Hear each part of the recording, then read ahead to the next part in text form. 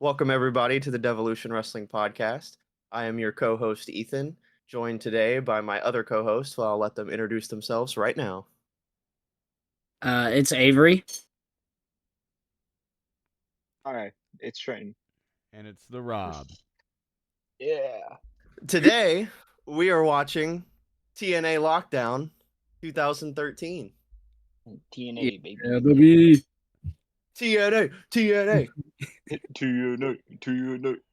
Dude, I was like very at the very start, I gotta ask because I really don't know. Was the aces and eights like what was the view on them? Because from what I They remember, were I heels. remember like really liking them. But like They were heels. Like okay, what I meant by like because like I always remember people saying that like they fell off after a few months. Because everybody started fucking leaving. yeah. Oh, well, okay. Literally, like, tonight was like this show is probably like the peak of aces and eights. And then slowly, like, over the next 6 months, all the members leave the company until it's down to like 4. And then by the end of this year, end of 2013, the only people left is like Bully Ray and like Garrett Bischoff and shit, and all he's doing is abusing them. Yeah, I So remember they leave. I remember like there was people complaining that the aces and eights were like you had like top guys and then the rest were just shitters that nobody you cared had- about. You had a top guy, and then the rest were shitters. That's what the Fair aces enough. and eights were. Fair enough. But we start the show with a pretty good opening video package of all the matches. It was kind of like it reminded me of a WWE video package, like of how good it was. Like I was like, damn, I'm actually invested in this shit. Mm-hmm. It was mostly about the Lethal Lockdown match, though. Like that was the center of. It wasn't even. Well, yeah, like, because the main event wasn't even the center point of that video. It was mostly. I Aces don't and think Eights it really versus TNA. was. I feel like it was supposed to be that way because they had been at war with aces and eights for like 8 months or whatever it was at this time. So that was the main focus. yeah, I feel like I really felt like the lockdown match was like almost like you could have just put the title match. Like I get the whole like the reason why like the reason why the title match is after, but like you definitely could have just not had the title match if you didn't want to do the storyline part of it and just had the lockdown match be the main event because that's kind of how they built it up the whole night really. Yeah, but you have to have the shocking turn at the end. Yeah, classic TNA. They also tried to shoehorn in a little bit the fucking Angle Briscoe match that Oh my! nobody Oh, gave a fuck Jesus. about. They were like Aces and Eights versus TNA, and also this side story that they've got. Yeah, going on. yeah. There's one member of Aces and Eights. So I don't only know gave if a you guys, fuck I don't know because if you it's guys saw this after the video package, and they're like, "We're live in the Alamo Dome." By the way, I don't know how the fuck. Why did they run the Alamo Dome? WWE did 50,000 people in the Alamo Dome for the Royal Rumble. How many? Twice. Yeah. How they many? got 7,000 in there. I was about to say it did not look like there was. I was gonna bring that up, but I didn't want to like sound like not like I didn't want to sound very judgmental because like No, I just don't. I literally heard. I didn't even realize that's where they were at. I knew it was San Antonio, but then they said Alamo Dome, and I was like, "Is that the fucking same Alamo Dome?" Because WWE can fit like 70,000 people in there, damn near. Like they did it twice. I was like, why would TNA run this building and only do 7K? That didn't make sense to me. Well, Anyway, they're Yeah. showing the crowd, and the first sign that you see is a Hulk Hogan sex tape sign.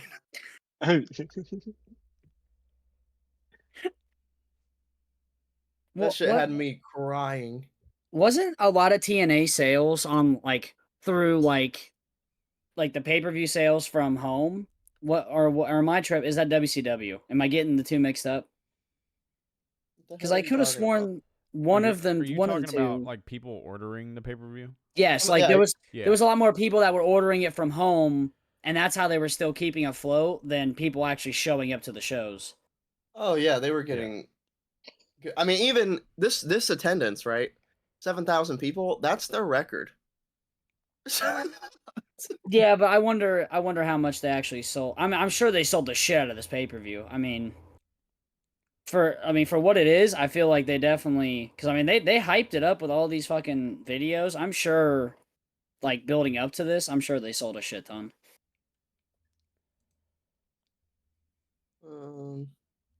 Somebody else wants to talk. I'll find it real quick. What are you looking for? Well, Pay-per-view buys. I know, at least for me, I popped when I was like, all right, this, I completely space out sometimes on where we're at in wrestling. And when I heard the TNA general manager Hulk Hogan, I like in an instant went back and I said, "Oh God!" I was like, "I remember now." This is Hulk Hogan on crutches, bro. This is fucking. Yes, This is triple on Hogan crutches. too. Fucking having to have his daughter take him everywhere, bro. I'm not gonna lie. So, as someone who used to watch TNA a lot, I think something that pissed me off about like looking at the cage match for this is I was like looking and I'm like, I thought the whole point of fucking Lockdown was that everything was a steel cage match. Yeah. There's 8 matches on the card and only 3 of them are in a cage. The whole point they of this kinda- pay-per-view was always... They went away from that. They went away from it not to oversaturate it. Well, Like how they were doing it. Well, yeah, because they were the opposite of WWE, where fucking it's Hell in the Cell, but there's like one on the card. Like, I looked it up real fast, and there was 17,000 pay-per-view buys. That was like the early indication. Like Oh, when fuck. the show happened, I'm trying to find the final. yeah, because I'm sure people bought it the Yeah, next you dig day. deep for that. You do that, brother. I mean, 17,000 is still good. I feel like. I mean, for an alternative to WWE at the time. That's still a good number. That were they were not hot at all. They were cold at this Who? time. TNA. this is right at... this is the fall off of TNA really bad. Like, TNA started to fall off like right at 2010 when Hogan came in. That's when it started to fall off. Was when Hogan Yeah. came in. Like, TNA was kicking ass. Just Well, before AJ that, left when too, you right? had, AJ was. yeah, he's... AJ leaves at the end of this year. Yeah. His contract expires. And say because that's that's kind of where I remember not like or not watching, but not following as much because AJ left. Like, All right, fuck it. I can't find it. If anybody that's watching this wants to put in the comments how many pay-per-view buys TNA Lockdown 2013 had, they can. Anyway, moving on. AJ... They have commentary talking. Oh, do you want to talk about AJ some more? I could talk about AJ some more. Right around this I love time, me some AJ turns Styles. back face, actually, because he turns face against the Aces and Eights. That's like 6 months from this point. He's not even back yet. Like, he hasn't even started the so wait, evil ways shit yet. He's not emo AJ yet. No, he So hasn't wait, came back yet. so he the evil leaves- Still ways hurt, I fucking- think. so he leaves at the end of 2013. Yes. Bro, when he turned face, he didn't stick around very long. Like, he Well, he they got they the pop for Get Ready to Fly, and then they redid the they copied the Punk WWE story yeah, where they he did. won the world title and left. Because Rockstar Spud's going around. He's like, "Do you know of a guy named Alan Jones?" He has stolen the TNA World Heavyweight Championship. He's going around to random bars. They make him sing karaoke at one point. He's like, "Oh, I am a bit of a rock star myself." Yeah, he fucking won the belt and was actually like defending it in Japan and shit, like at Wrestle 1. And Did then he he came ever... back and dropped it to Magnus and then was Yeah. gone for good. I was about to say I remember Magnus winning the belt from AJ. Yeah, that's because Magnus is the GOAT, baby. Okay. You want to know why he didn't resign, by the way? I don't know if you guys Why? know this or not. Hulk So Hogan when stinks. no, he was actually already gone. He leaves right before AJ. But Who? AJ Hogan, Oh, okay. AJ, all he wanted was the exact same amount of money, the exact same contract. That's all he wanted. That's all he asked. He didn't ask for more, which he could have gotten more. He was definitely in the position to ask for more. All he Yeah. wanted was the same. TNA instead goes, "What if you take a pay cut?" So And then we AJ can, said, "Nope." so we can Snap. pay guys like Bully Ray. We can pay guys like fucking what's his name? Doc. So we can pay guys like Nux. Oh yeah. They have to invest in their future, like Garrett Bischoff And they Wes didn't. Briscoe. And they didn't. That's the craziest part about that whole And thing. EC3. They just didn't give a fuck EC3 about was the good younger in TNA. guys. Yeah, he was good in TNA. Yeah, that's about it. That's it. Okay, anyway, back to the fucking show. Okay, so the commentary team's talking like before the action starts, and Taz, he's so checked out by this point. You could tell he just does not give a fuck about being there. He was At crazy on all. pay-per-view. Oh my god, he's out of pocket on this show. Out of fucking pocket. So the first match is the X Division title 3-way match. Kenny King defending against Christian York and DJZ.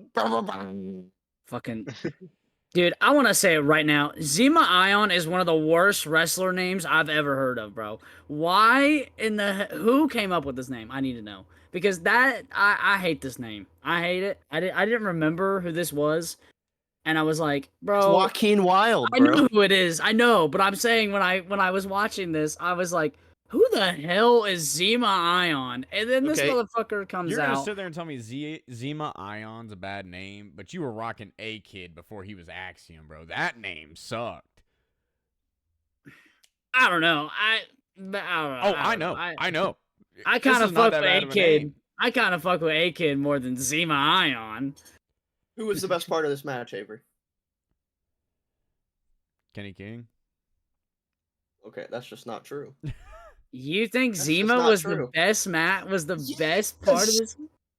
Oh, I don't know about that. He's the one. only one that didn't fuck shit up. That's true. The other bro. two had botches. That's true. Is it? Yeah, Kenny King had a Kenny. huge Zima botch. Ion was flying around. Dude, he hit a True. springboard curb stomp. Fuck yeah, he did. Yeah, and then I watched Kenny King. Do we want to go like? Almost die. Yeah, Kenny King almost He died. goes So- for it like a Cody cutter off of it wasn't. Zima's back. See, I thought it was a Cody Cutter, but like I think it's or a just an spring- uppercut. I think he was trying to do. Actually, I think he was trying to do a backflip. Like I genuinely think he was trying because I think that's he what like commentary said, yeah, but I feel like he would have gotten more of a rotation if he was going for a moonsault. well he jumped off someone's back. I don't think he could have gotten any more because I can't the believe way he his didn't get a concussion. dude the fact that he stood up to take. I'll give it to you. Zima hits a really good corkscrew onto both these guys, which I didn't think Uh-huh. Kenny was even gonna stand up for, to be honest with you. Oh, Which shit. one Hey, is he in WWE? Is he What? like Walking Wild? Yeah. Yeah. He's Yeah. Joaquin Wild. Zima, Yeah. Kenny does make up for it a little bit in my eyes because he does this like he jumps over the top rope and pulls Christian's head and basically like stun guns him as he's jumping over the fucking ropes. Yeah, he does a hot shot on him, and because I put in my notes, I was like, my knees could never, because he goes straight to Yeah. the floor. And I was That like, shit yeah, was crazy. I can't fucking do that. That shit was He crazy. jumps straight over the ropes onto the floor. I'm like, yeah, I ain't fucking, no way Yeah. I do that. All right. You know what, Ethan? I think I might have to agree with you because the next thing in my notes is this fucking top rope Hurricane Rana that he hits on Kenny. Into And then the he lands. moonsault, Yes. Oh my god. That was. And then for a 1 count is crazy. that's some classic X Division stuff right there. Yeah, motherfucker. I wants to fucking come at me for saying DJZ was the best part of the match. Get the fuck outta here. But then I'm gonna deduct points for the back rakes that this motherfucker does in the middle of the match. What's wrong Fuck with that. back rakes? This man, bro, he came He's out of working. He's working Working. his way out of the company like this guy. He stays there for years. Oh, bro, I can't even, bro. He was a He- former X Division champion at this point. Now I will Dude, say he does hit this fall away. Well, no, he gets hit with the fall away slam, power bomb. Right? Is he the one that gets that takes the fall away? Yeah, Or- York hits the powerbomb on Kenny King. Kenny King's Yeah. hitting a fall away slam on. Okay, do we know anything about Christian York, by the way? This guy looked very familiar to me, and I could not figure out why. Because I know why, because he looks exactly like Tyler Rex from WWE. Is that him? No, it's not him. But look up Tyler Rex on another tab. They're not Tyler Rex anymore. I don't know what she goes by. Yeah, he transitioned. But if you go Yeah, to shout out to images, them. it'll show Tyler Rex from. Oh. Yeah, that does look like him. This is Christian York's That's what highest rated match on Cage I literally put in my notes. Christian York looks like that Tyler Rex dude. Match. But DJZ doesn't leave fucking TNA until 2018. Really? Yep. What? Who's his? What tag team is he in? The The Fed. bromance. Oh, That's what it is. No, not the Fed. The Fed. He's in the LWO. Yes, the LWO. Thank you. LWO. All He right. joins up with Robbie E and Jesse Goddard when they're the bromans. That's awesome. Oh, we're gonna get to Robbie E. Don't worry. Yeah, then, brother. Yeah, the match. yes. The match. Ethan, do you want to go over the match ending or say I got it if you don't? Say you can. I just have a quick summary of my thoughts on the match. I didn't really write down the ending for this one. I got the endings. Christian York tries to hit Kenny with the mood swing, but Kenny counters. He then I don't remember what his finisher's called, but then he hits. I think I might be mistaken. Is it not his finisher? But I thought he hit his finisher. Talking to about the pin fireman's Christian. cherry into the fucking. Yes. Yes. Yes. That's his finisher. I could not for the life of me forget remember what what it's the called. I'll name look it was. Yeah, I couldn't remember what the name was, but I was like, yeah, that's a finisher. And he hit him and pinned him. It was kind of cool. I liked it. I just can't remember what it was called. I was very tired when I first Royal watched this. Flush. The Royal Flush. That's kind of a good name. I hate this That's kind of a motherfucker. good. That's kind of a good name. It's a great name. Yeah. I thought besides from the couple of the really big mistiming and then the couple small mistimings, it was pretty solid throughout. It was a pretty good opener. Yeah. I think this was good. I think this is nothing a crazy or nothing, but this is a match I feel like you can forget about and come back to this pay-per-view and watch again and you'll enjoy it, but it's not. I feel like this isn't a match that sticks with you, but this is a match that as you watch it you enjoy it, you know what I mean? Like, I mean, throughout TNA's entire history, even through its worst parts, the the X X Division has been the constant. Yeah. Always worth watching. The X Division, no matter who it is, what they're doing. Well, that's where some of the best guys were. I mean, Yeah, like DJC. Christopher Daniels. AJ Styles. well, hey, speaking of Christopher Samoa Daniels, Joe. Oh, we ain't to Christopher Daniels yet. We got Joseph Park on the interview, man. yeah, Oh, it's- we We go Hold back on, to hold on. JB. hold on. I want to take this because I completely forgot about who Joseph Park was. Okay, You know so when Joseph J, Park, come on. hold on, wait a minute. So Yeah, he's a business brother. Yes, sir. so JB. Yeah. So JB was interviewing and he's like, Joseph Park. And then I see him enter frame and I said, oh my fucking God, it's the boy. I was like, yes. And I was like, because dude, when I think of Abyss, bro, I forget, okay? I forget about all this other shit. So, Forget about his brother, Joseph Park. yes. Wow. The lawyer. So, or as Taz is so- going to say 10 million times, lawyer.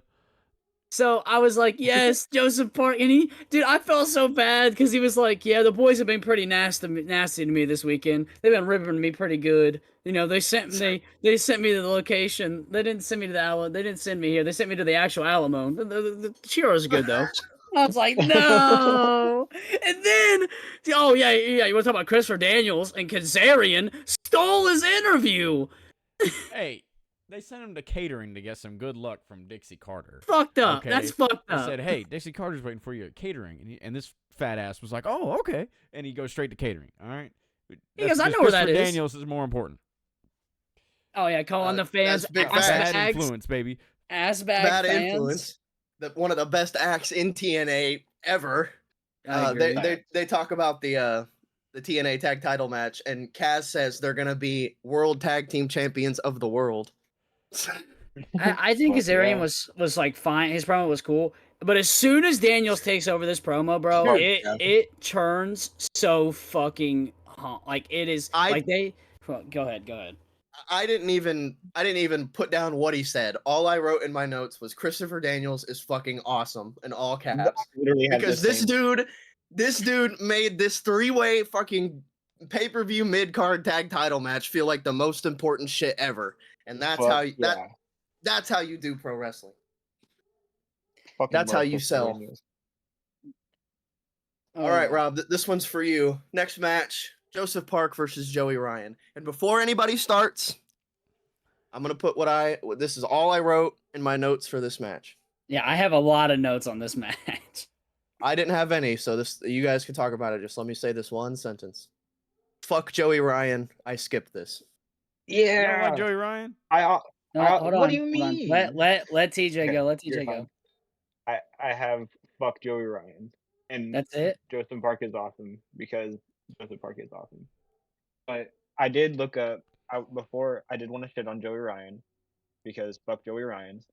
I looked up what did Joey Ryan do, and the first thing that pops up is Disneyland hired pro wrestler accused of sexual harassment. Oh, Fuck you, Disneyland. I didn't know he fucking did that. Yeah. Oh, and yeah. then the second one is Joey Ryan might be the worst person in the world.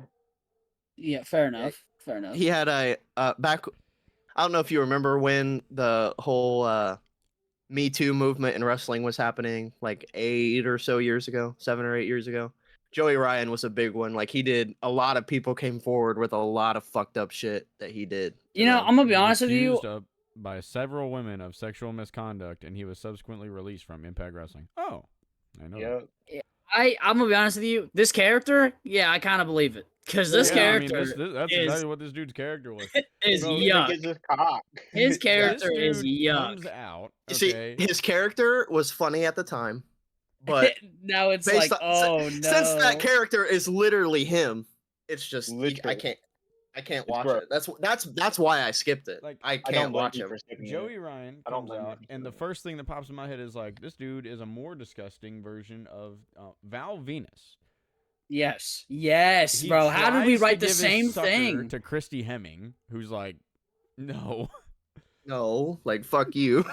And then he's like, he puts his leg on the middle rope and starts putting oil all over. And Joseph Park's in the ring at this point, looking at him so dejectedly.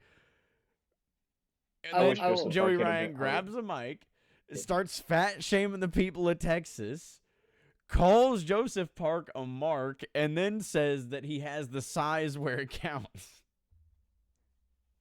All right, hold on. Before that happens, when Joey Ryan comes out, Taz on commentary goes, "The sleaze factor just went through the roof." Yeah. And then he goes, dude, Taz was hating on Joseph Park as soon as he comes out. He's like, "Man, why is Joey Park even around?" And then he starts talking about Joey Ryan, and he's like, "Yeah, I like Joey Ryan. I like Joey Ryan's chances." Taz during this whole pay-per-view is doing the most cheap heel commentating ever, and it only works because it's Taz. If it wasn't Taz, like let's say it's goddamn Corey Graves does this shit all the time. If it's just cheap, like heel commentary, it wouldn't be as good. But with it being Taz, it makes it good. Yeah, he can play it off better. I think he's just funnier. I think the way that he says things That's is also funnier. true. That is very He doesn't. Taz He is just- doesn't. Go ahead. That's just funny. He clearly, you can tell he does not. If you listen to his commentary in WWE and even today in AEW, and then you listen to this, you can tell Taz does not give a single fuck about what's going on. He does not care that he's there, but it still works because he's funny. He's having like a Yeah, he blast. is. Having a blast, just kind of saying whatever the fuck comes to his mind. And also, I want to get. He doesn't care what they're gonna do. Fire him. Yeah. And then jumping What are you back gonna forward, I don't know, Rob, if you wrote down what he says, what Joseph Park says here to Dude, pop the he crowd. sits there. Yeah, I wrote down. I didn't write down what he says. I just said he does cheap babyface shit to get a reaction because he sits there. He's like, I went and I witnessed the people of San Antonio and blah blah blah and whatever the fuck. You know what Joey Ryan does? Hits him in the back. Yeah, then he throws baby oil on his face. Yeah, he does. Boo. Taz goes, He a pokes little him in the Johnson. eyes. Taz goes, a little Johnson & Johnson helps out your other Johnson. Oh my god. Taz is unhinged, bro. I had to rewind to make sure he said that. Joey Ryan goes to the middle rope, maybe the top rope, and jumps at Park and bounces off of him. And Joseph Park just like starts looking around the crowd. He does this a lot during the match. He says, Joey I didn't Ryan do will bounce anything. off of him, and then Joseph Park, his first reaction is not to continue the fight; it's to look at the crowd, like he's Because astonished. he's like, I didn't do, like, he literally mouths out the words after the crossbody. He goes, I didn't do anything. But Joey Ryan fucking gets back up, drop kicks Park's knee, brings him down. And you know what Joey Ryan starts doing? Rubbing himself again. Oh my god, dude. Okay, so And then they get to the he full mounts him. yeah. It just starts rubbing Joseph Park's face in his chest. And then at this point, fucking Taz and what was the other dude that's not Mike Tenay? Todd, can you Todd remember what- Phillips. Is it Todd Phillips? It's like Not Todd Phillips. it's Who am I Keneally thinking or of? something like that. Tom Todd. You're thinking of Tom Phillips. Am I? does commentary. Yeah, he does commentary for TNA now. Okay, who is this then? This is Todd. This is Keneally. like Todd Keneally. Yeah, Okay, but I got Keneally. Todd right. Okay, I got Todd right. Dude, every time he talked, I thought he was Matt Stryker for a second. Yeah. Like he kind of sounds like Matt Stryker. And so, but him and Taz are going back and forth about motorboating while And Joey sandpaper. Ryan is fucking rubbing Joseph Park's face into his chest. Ryan Todd gets on the middle Keneally. rope, top rope, hits a missile drop quick. You know what he does after that? He starts rubbing himself again. You know He what Joey made me Park very does? uncomfortable. Titty twists Joey Ryan and then gives him a wedgie. This match I believe sucked, so. guys. This match was trash. I had fun with this match. I'm not gonna sit here and say this match was great. I Avery. personally had fun, and that's all. I'm not gonna sit here and recommend I this think- match to anybody. I'm not gonna Avery, recommend this to anybody. I think every single Doink the Clown match in history is better than this. I agree. I love Doink the Clown, man. I think he's great. I feel like had I gone into this knowing like the Joey Ryan shit, it would have been way worse because I was already uncomfortable watching this match. It would have been way worse had I didn't know he fucking did that. Yeah, it Sorry made to break me, the news to you. dude. It made me feel very uncomfortable through my TV, bro. It like Now, I was now that you do know, thinking about the match back, does it make you kind of sick? Yeah, yeah. it does. Yeah. Yeah. As soon as I saw Joey Ryan on the thing, I was like, oh my god. Okay, Yeah, I anyway, skipped Joey Ryan goes for a sunset flip, but Park hits the Yokozuna sit down on him, and he wins. Let's get Fuck yeah. pass on this match. All right, we see Jeff Hardy arriving at the stadium with the Dude. TNA World Title and some other custom title he has. Oh, yeah. Yes. Okay. I want to talk about this. Okay, so Rob, I'm assuming since you just said that you don't remember this, but Jeff Hardy, like when he won the world title in 2012, he made this charismatic Enigma belt that he would carry around also. So like he wouldn't just wear his own custom belt, he would always have both, which I always thought was weird. But the question I want to ask you guys is, what do you think of Jeff Hardy's belt? Because I think it's pretty cool. I It's was alright. super. But seeing it now just kind of reminds me of The Rock, how he fucking came out with his custom title. It feels pointless. It Well, may look cool, it's really but it feels weird. pointless. I feel like it wouldn't be pointless if he would if he just carried around his belt, like not the normal. Yeah. Like that'd be like if Cena fucking when he won the undisputed belt had the undisputed belt and the spinner. Like it's just Yeah. unnecessary. Well, I Belt like is it. cool though. I like the belt though. I'm glad. I'm so glad you brought that up because I asked myself several times. I have it several times in my notes. Every time I see Jeff Hardy with this fucking belt, and I'm like, dude, am I just blanking? Does he have another belt that I'm just not remembering? Avery's like, what the fuck is the lore? Why does he have two? What's the lore? Dude, I was like freaking out. I was like, dude, am I just like, did he win it in another company? Like, am I not like understanding? Because they never bring, they don't talk about it. They do not talk about it at all. They never ever talk about, like, obviously when he like introduces it, when he wins it, they talk about it then. But then they never remind, like, ever. They never remind you like why he has two belts, what the other belt is. So like new viewers or people who haven't watched it, like you, be like, what the fuck? Why does he have two? Yeah, and TJ, be like, why the fuck does he have two belts? They never explained it.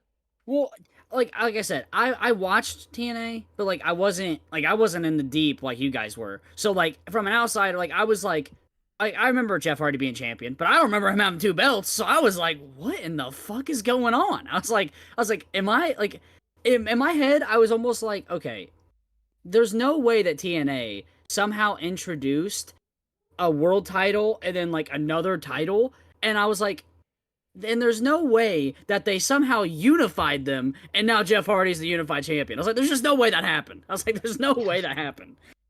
No. So after that, there's a backstage segment. We started off with Bully Ray and Brooke Hogan. Brooke Hogan. With Brooke consoling Bully Ray.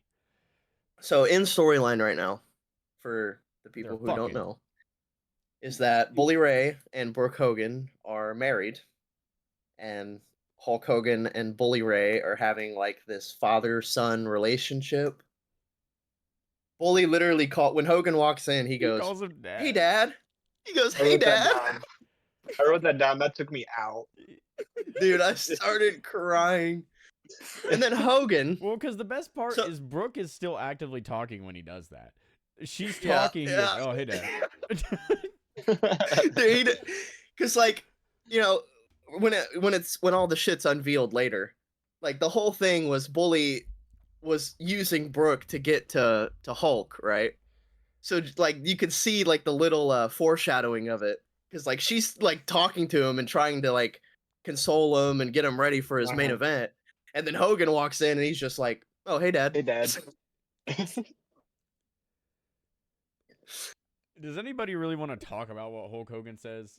Like, yes, I do. Yes, I actually do. Because this is the most bullshit ass Hogan shit I've ever heard of, bro. This guy, I don't have what he specifically writes down, so if someone wants to say that, they can, but let me finish this first. I sat here and I thought to myself, Hogan, what in the absolute fuck are you talking about right now? He's bringing up all this other shit. He brings up Andre the Giant telling him, "Hey, brother, make yourself memorable."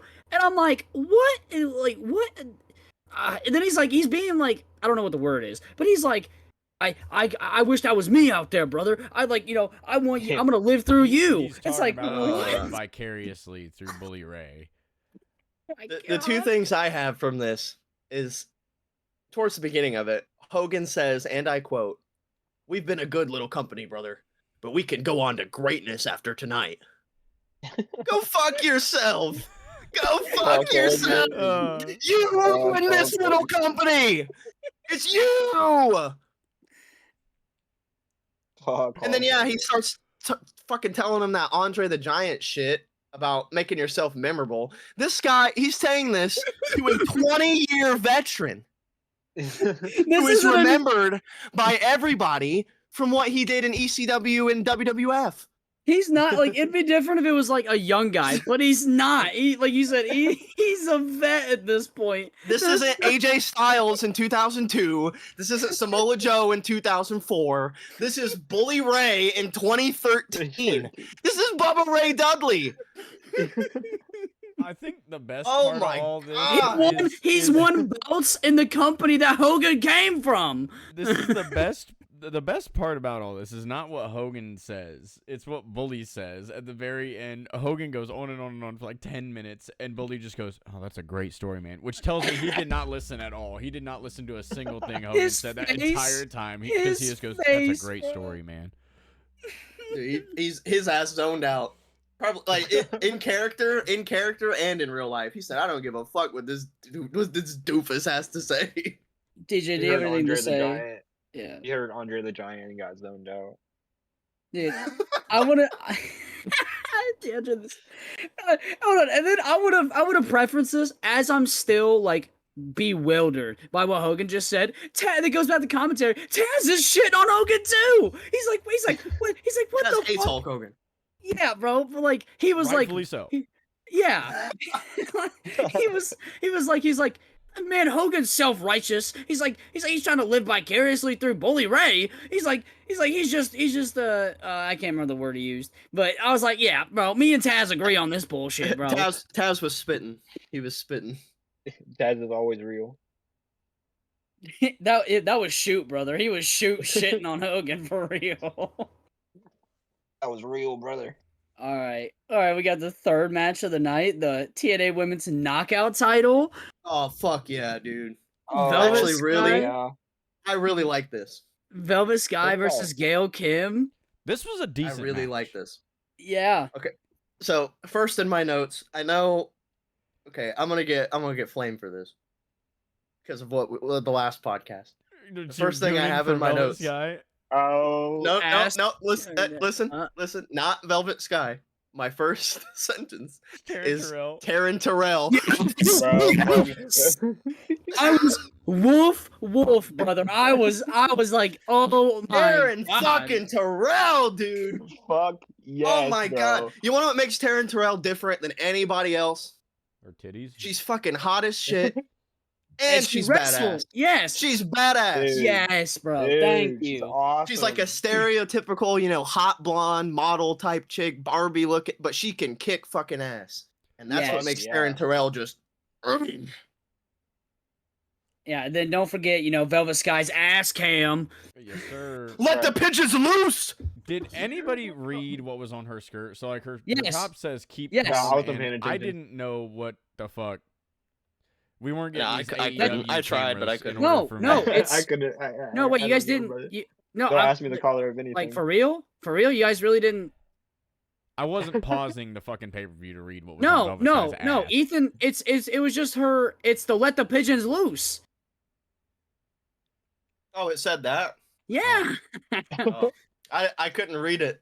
I just said let the pigeons loose because that's what it is. There's whenever she does the outside shit, there's a point in the time where I saw pigeons, and then that's why I was like, oh, it's let the pigeons loose. I was like, oh, okay, because I couldn't read it earlier. I couldn't read it earlier when she does the ass cam, but fuck yeah. Whenever she does the outside shit, when she does the outside shit to Gail Kim, I was like, oh, okay, that's what that says. All right. I had the same thing with Kurt later on. I couldn't read what it said until later. So anyway, this match I really liked it. I mean, decent, I wish they would have gotten longer than they did, and the finish with Taryn Terrell and stuff, kind of like. It was an angle. It was an angle finish. It was a story-driven match. But like what they did, like what Velvet and Gail did was really cool. Like they were just you ain't seeing this in the Divas division at this time. Hell no, you ain't seeing anything like this. No offense to the Divas division. At one point, like towards the beginning of the match, they're in the corner, and Gail hits a stiff ass knee on Velvet, and you hear one of them yell shit afterwards. Oh my god! Yeah, Velvet. It was Velvet. Velvet went shit. Dude, it was awesome. Also, I want to say that I immediately wrote down at the beginning of the match, is this 2K with this many roll-up pins? And I was like, all right, I'm in, brother. Like, dude, let's they go. were hitting sick moves. They were smooth counters. They looked like two of the best wrestlers on the show. Yeah, if they would have got longer time, I think 7 minutes was too short. Longer. So the finish is the whole build up to this is that Gail Kim has been treating Taryn Terrell like shit. Taryn Terrell is the Knockouts referee. Well, that's because she feels like Taryn Terrell screws her. Yeah, she's like, oh, this company plays favorites towards blondes, but like Velvet Sky isn't blonde. She's got some blonde highlights, but Yeah. Because Gail Kim's whole character is like, I'm a serious fucking wrestler. yeah, Like, what are we doing? But Well- Gail Kim and Taryn Terrell yell at each other this entire match. Taz, who's the fucking classic heel commentator, so he's on Gail Kim's side, notes that Terrell is just like fucking yelling at Gail the entire time, says, oh, maybe it's just that time of the month. I don't Dude, Oh he my does, bro. Dude, he does. when he said that, I put in my notes, Taz is unfucking serious, bro. Why? It is during this match that I note these are some shitty ass commercial breaks that keep fucking Dude, they happening. are so Like, bad. we didn't have commercials, obviously, but like just where the breaks are is trash. Oh yeah, Dude, I thought my shit cut out. I thought my shit cut out. That's because they used to have like an ad, or they do have an ads version of TNA Plus or whatever it was before, and so like they set specific points during like pay-per-views and stuff, like to where the ads would play. So that's what that shit is. I would obviously fire somebody over that. Obviously, that wasn't the case when the pay-per-view was live airing. There obviously was no commercials. But that's literally just from the streaming app. But yeah, it kind of like it takes you out of it a little bit. Yeah, Like I it don't like does, that they do that. Like I was like, why what the you're taking the people out of the match. It's like I literally this is thought ret- this is retro content. Like I thought think- TNA I think shut down. specifically when like I noted this. Gail Kim had just like put Velvet in like a headlock and fucking hip tossed her down, and then bam, commercial. I was like, wait, what? Yeah. So anyway, the finish, Gail Kim is pissed off at Taryn Terrell because she thought she should have had a 3 count. Just because she hit Terrell the eat fight- the feet, brother. Yeah, Taryn Fuck Terrell. yeah. How she hit the eat the feet was cool, by the way. She like got She used caught. Terrell, yeah. Yeah, and then like it was awesome. But she's yelling at Taryn Terrell, and Taryn Terrell finally just snaps and hits this sick ass fucking spear that Gail Kim takes like a bullet and starts beating her fucking ass. And then that sets up Velvet Sky to take advantage and win. She hits the That spear angle was face, fucking awesome. which is a sit-out pedigree, which is awesome, by the way. It is awesome. And Gail Kim goes right on her forehead. She wins, and you know what Taz does? Keeps talking about Terrell's mood swings. He does, bro. Oh my god. He was like, I think this woman needs to get her mood swings checked out. Like, shut up, bro. Like, this dude. Yeah, I really like this. The only thing I wish was that they had more time. Yeah. Go ahead. Real Go ahead, quick, TJ. at the end of the match, I noticed it was like right after the finish. Front row, there was this little girl in full Stinger face paint. She held up this big, like, it was like a tapestry type thing. I don't know what it is, but it was Velvet Sky, literally like naked. Like she was Oh, like yeah. holding food, and yeah. What? I was like, you are a child. Why do you have that? And then she I like don't immediately remember put it that. down, and it was like Well, Oh my TNA would God. TNA would sell shit like that's literally what their entire knockout store was Yeah. was posters and shit like that of their knockouts half naked. Damn. But she immediately put it down for like a "Let's Go Velvet" poster, and I was like, "Good, hold that up." Yeah, hold that one. Okay, so correct me Use if the I'm other one wrong. at home. Yeah. Okay. Fuck yeah! Remind me again. This story eventually goes to Taryn being reinstated as a wrestler, correct? Yes. And they have a sick ass fucking match at Slammiversary. Everybody should go watch it. Bet. Slammiversary 2013. It's fucking awesome. All right, who wants to? Gail does become Knockouts champion like within a year of this, and then Yeah. not. I think too she still long has the most record. And then most not reigns, I too long think. after this is when we get fucking Ethan's favorite bodyguard, fucking Lily Tapa. Yeah! Lady Tapa! All right, who wants to take this? I will take this whole next section if you want me What to. this but fucking stupid ass? I hate this dude. I fucking hate this guy, bro. I- Fucking Robbie I have- E, Wait, dude. Oh, you hate Robbie E? Dude, No. I can hate on everybody. Not even JB couldn't save this. Nobody could save this match. This match pissed me off. Dude, Robbie E was trying so hard. And it didn't He was matter. trying so hard. It didn't matter. I promise you. It But didn't matter. Robbie T is the worst wrestler I have ever seen in my It's entire Fucking life. awful, Dude, bro. I was like, dude, I literally wrote it down. I said, Robbie T is fucking jacked, but fucking sucks, bro. Like, what Yeah, is he's going? I literally I try to do play-by-play on these matches, okay, for the most part. I couldn't tell you one I'll move tell they you what did. I have. I said Robbie E is hiding behind Christy Hemming, and then right after that I said I don't got nothing to say about this match. It's a squash match, and we still haven't had one cage match this entire show, and then that's all I got for the match. The biggest thing to talk about from this match, the only thing that needs talked about, they got a video package for it. Yeah.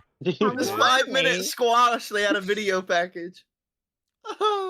Yeah, here comes looks Rob fun. with the fucking video package. Hey, here we go. This is warranted.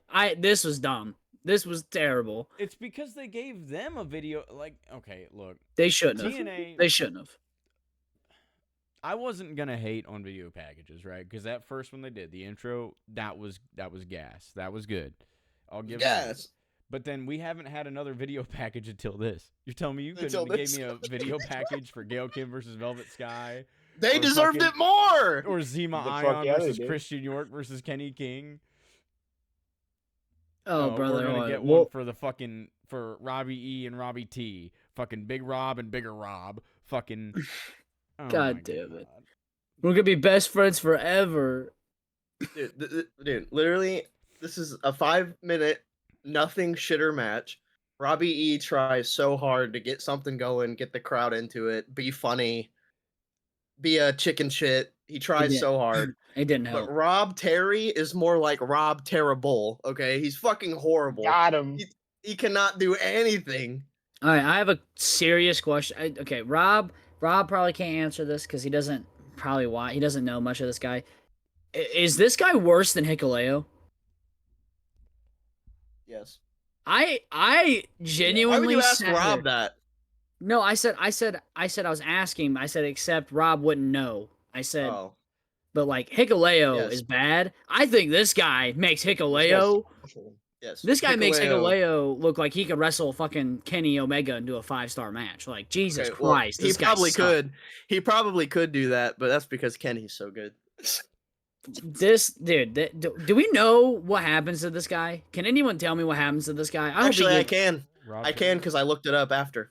So they keep trying to push him. It doesn't really work because he sucks. So they stop, and then he becomes the freak. He becomes the freak, and basically is in the exact same position that he was, except he's not getting pushed. And then eventually he just leaves. And I think he had his last match on an indie show in like 2019. So he's a worse version of Wardlow. That's terrible.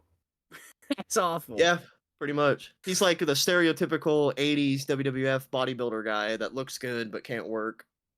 Yeah, dude, I think Ultimate Warrior would actually run circles around this guy. That's crazy. No offense to him. I'm sure he's a nice guy.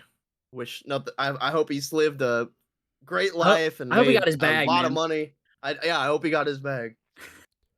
Fuck Yeah, it's just fucking nothing. So I after wish him that, best in his future endeavor. yeah, literally. So we go back to JB again, and this time it's an interview with the Dirty Heels. And I Oh fucking my love these guys together. God, yes. Well, it's not the Dirty Heels. It's just Austin Aries who starts by circling JB. He circles him 3 times.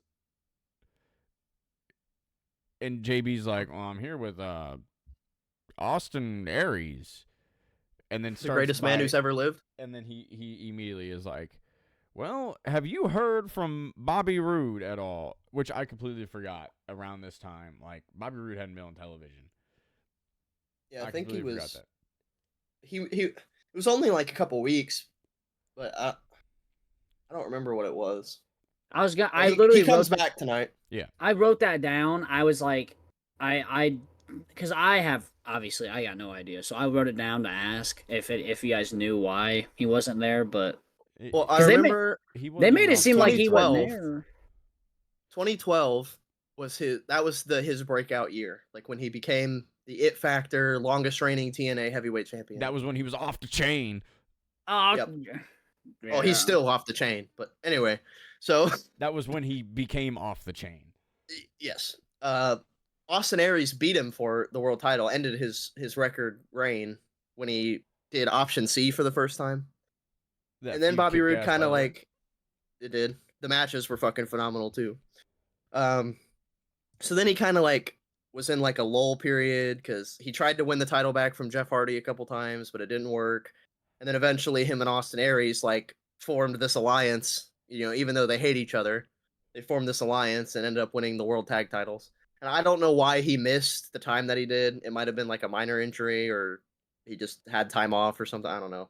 But he comes back tonight and he joins in this backstage interview.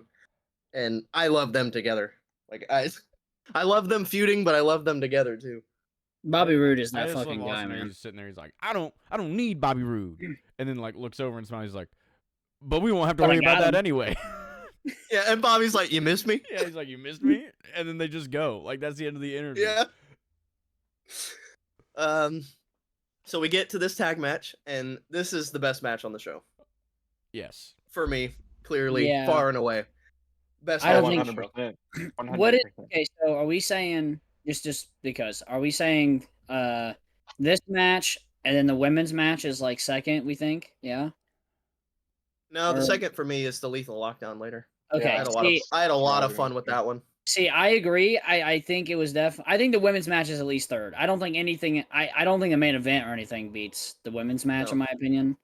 No. But I had a lot of Okay, continue. Sorry. So all the guys are coming out. Fucking Hernandez is juice, Super dude. Super Oh my Max! gosh. Side note, He is before we even start unbelievable. this match, this pisses Dude. me off, bro. This dude, Avery, I want to know if you remember this. Do you know what Hernandez's finisher is called? Oh, the cop killer, right? No. No, Nope. no, that's Homicide. That's That's homicide. homicides. No, I do not. It's called the border toss. And it's That's a fucking what yes. throwing razor's edge. You know what he doesn't hit Yes. this Fucking entire awesome. match? He doesn't The hit fucking one. border toss, bro. I was about to pop God. for it, and he doesn't hit it at all.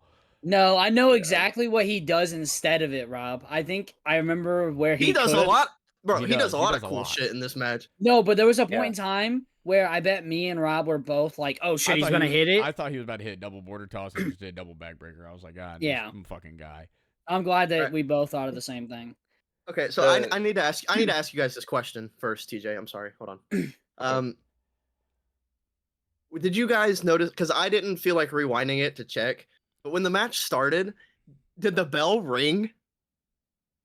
I I don't don't Did know. remember. Earl? I don't think Earl called for the bell because I was watching this and they're all I think- standing there like waiting for Earl to hold the belts up and then call for the bell. Well, Earl Bobby, holds Go the ahead. belts up and then gives them to the timekeeper, and then they just kind of stand there for a second, and then I think Rude and I forget who the other one who started the match. it's Rude and Chavo, Yeah, and Rude then and as soon as Chavo soon and- as Bobby like circles around, Christopher Daniels yeah. tags himself Daniels tags Right, himself in. but the point. Do you guys remember him ringing the bell? Well, I 'Cause thought- don't remember him Well, doing- and because I I think at he went first for the bell. I at first thought that because I noticed them waiting around, I didn't know why. I thought they were trying to figure out like Who's starting? Yeah, because well, Bobby and either who's Austin starting Aries or were whether or going not back they and were doing the forth. good version of the fucking three-way tag or the shit oh, version yeah. of the three-way tag. I thought they were trying to figure out what they were doing. They end up opting for the shit version of the three-way tag. I agree. Yeah. I think they were waiting because Earl forgot to call for the bell. I think that's what happened. That's so funny. Well, Bobby and Austin were in the corner. Like they both got out of the ring, then both got back They in the both got ring. in the ring. And then Yeah. got out of Yeah. the ring. So I thought they were waiting on them, but you make a good But- point. I don't they- remember the bell. They played it off well though, because they were like, "Oh, do you want to start or am I? I got it. I got." But That's I why think the the dirty heels are confusion- goats. I think the confusion happened because Earl forgot to ring the bell. Probably. Like, I might after we're done, I might fucking pull it up and see. Taz also, by the way, says that he can't wait to get the hell out of Texas during Chavo and Hernandez's fucking entrance. And then he's also calling Chavo a ham. Bro, he shits on Chavo like for the first 3 minutes of the match. He does. Anytime anybody gets fucking hit in the nuts by accident, fucking Taz goes yam bag Yahtzee. Happy yam bag Yahtzee. Happens. That happens. They fucking drop kick Aries' knee and he eats Rude's balls. Yeah. He's like, happy yam bag Yahtzee. I start crying. And then Chavo just starts hitting it's like 2 amigos per person on everybody. But Aries interrupts him, hits the quickest shimmy taunt ever. Like, this dude's going way too fast. Chavo counters that into the 3 amigos, and Taz goes, "Oh, I think Chavo's hitting the 5,000 amigo." Yeah. I think there's another point. I don't remember when, but there's another point where somebody like gets hit in the nuts by accident, and Mike Tenay goes, "Yam bag Yahtzee, Taz." TJ, do you have anything to say real quick before I? I was just gonna say that the crowd was super hot for Chavo and Hernandez. Well, that's home. It was. I know, fucking... but it was hometown. But they were very hot. I mean, did you see what Hernandez did? So I want a preference. I want a preference. Chavo was awesome too. Before Rude and Aries really got involved, because most of the time they were just getting in the ring to stop a pin or getting their ass whipped real quick. Aries and Rude really were not, like, since they got tagged out by Christopher Daniels, really weren't involved at the beginning part of this match. And it didn't matter because, like, I don't want to say that I was like, oh, well, like, it's not going to be as good. But I know that those guys were, like, super, super good. So I was like, okay, this match might be a little slow until, like, everybody starts getting involved. Dude, no, this match was hot from the beginning with Daniels, Kazarian. You got Christopher Daniels fucking going in on people and then flipping off the crowd with his finger sleeve. Oh my god, bro. Yeah. I mean, shit, just look at the guys in the match, okay? All 6 of them are great. Great workers. And I think MVP... the way they structured it was fantastic. MVP of the match was Super Max, dog. I don't give a fuck what anybody says, bro. This man hit a pounce, and I stood up while I was watching this and almost threw what I was holding in my hands. Because I'm a sucker. I'm a sucker for the pounce, and this man pounced the fuck out of... I don't even know who it was, but it was so good, bro. It was so good. Fucking... There's a point where Hernandez is, like, doing crazy shit, and the commentators, like, even Taz, okay, and Taz and TNA, he never shuts the fuck up. They were speechless at the shit he was doing. They had nothing to say. Well, he... Go ahead. He's fucking throwing these dudes around, and commentary's just like, it's Super Max. Like, they don't even know what to say. So they're laying it. Fucking Hernandez is laying into Daniels at this point, but then Daniels does get back up, and they're circling. Rude tags himself in. That's not what I'm concerned about. Daniels gets on the apron next to Austin Aries for a good 10 seconds before he's like, oh shit, and jumps down, and Austin Aries is like, what the fuck are you doing? you know what would have solved this problem? If they would have just done the good version of the multi-team match, he wouldn't have gone into the wrong corner and tried to be part of the Dirty Heels. Dude, there's a point in time where, okay, I don't know the technical move, but Supermax has fucking, is it Daniels? I think it's Daniels on his right shoulder. And then Chavo helps put Kazarian on the other shoulder. I could be wrong team. But he fucking drops both of them on his shoulders. And I was like, okay, this is cool. And then eventually he just gorilla presses Austin Aries. And I was like, oh, all right, cool, bro. It was that double backbreaker was when I thought he was going to hit a fucking double border toss. Yeah, that's what I also I was thought. like, oh my god. And then you just hit the backbreaker. I was like, well, that's still cool, I guess. But it's not the fucking double border toss. What were you saying about Austin Aries, Ethan? Oh, dude, the gorilla press, Aries got fucking air, bro. He went flying.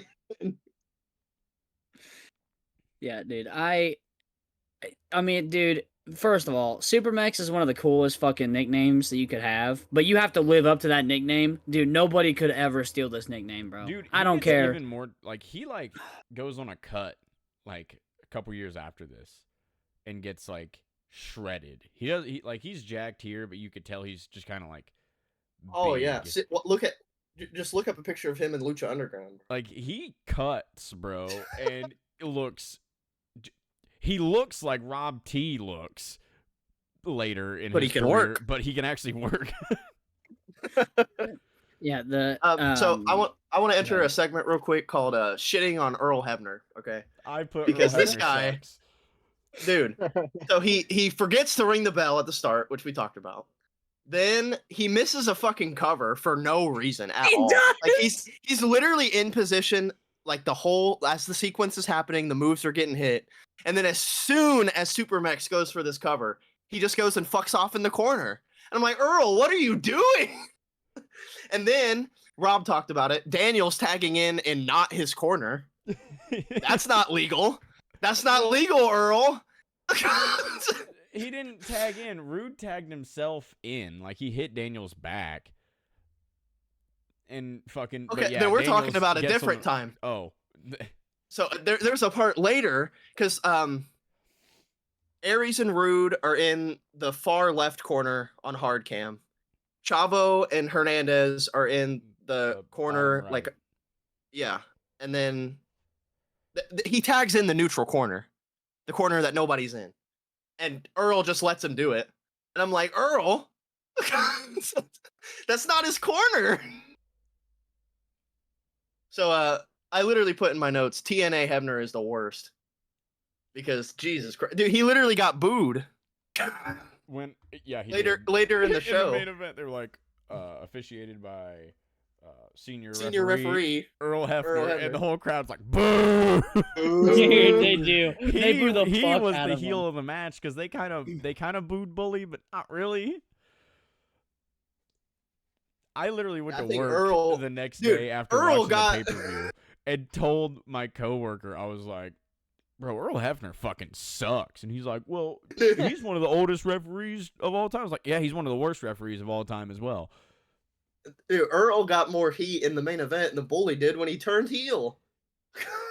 Dude, for real, he did. Yeah, people should have thrown their beer cans in the ring when Earl For Hebner came out. So anyway, All back right. to this tag match. Fucking Hernandez hits this super sick ass double clothesline over the top rope from the stage. Dude, I had to stand up when that happened. Yeah. He was flying, Yeah. brother. So the finish is Chavo, him and Daniels are like fighting on the top rope. Aries, Hurricane Rana's Hernandez out of the ring and takes both of them out, himself and Hernandez. Chavo counters Daniels. Daniels falls from the top rope onto the mat. Chavo hits a frog splash, but before he jumps, Rude hits the tag. Then he gets in. Aries runs back in, throws Chavo out, and they steal the win. Awesome match, awesome finish. No complaints Fuck here. yeah. Besides Earl's officiating. Yeah. Fuck Earl Hebner. Yeah, I feel like. Go ahead. Of course, I had to put in my notes, I'm off the chain.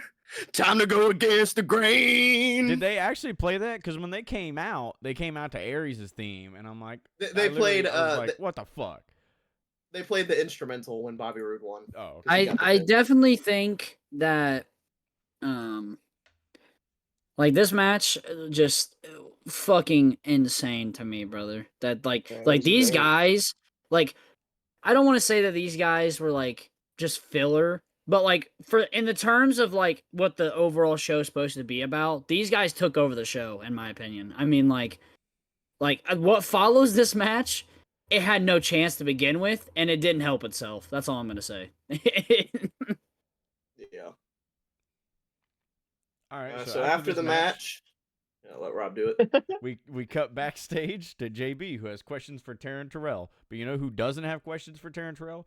Gail Kim, because she fucking blindsides Terrell and just starts like laying into her. Terrell's Dude, hair is beating her going ass. everywhere. Terrell's hair is everywhere, bro.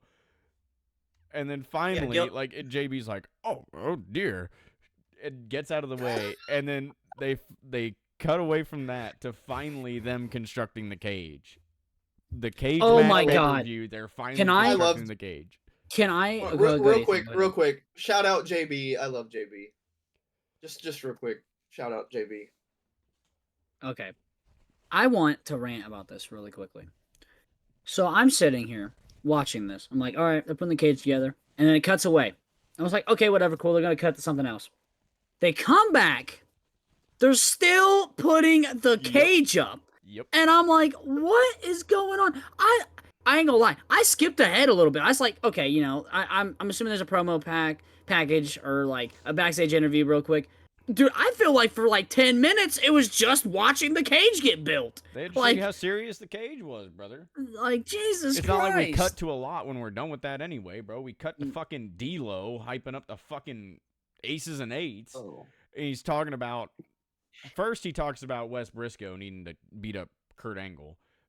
But he didn't really talk about that for very long. Really, what he talks about is fucking lethal lockdown and tells everybody how they need to lock in, but then goes, especially you, Anderson, we need you.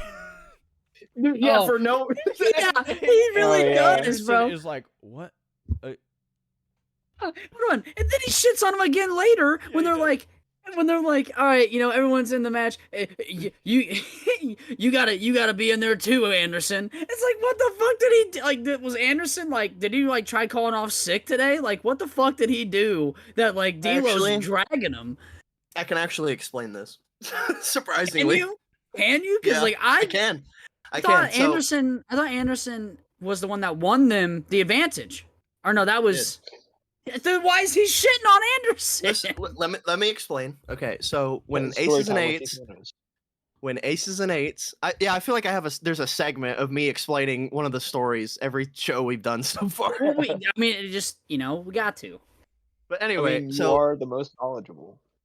aces and eights, when they started the angle, the whole idea was that it was a master plan from the start from Bully Ray, right? So all these guys were already like hand selected, like in storyline.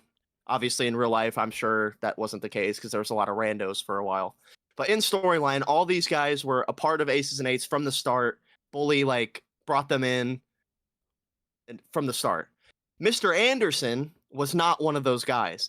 He was originally one of the guys on the TNA roster that was fighting them off, but he kept getting fucked over, like left for dead, basically. Like every time he got jumped, Kurt Angle and the rest of the TNA guys were always late to saving him, always.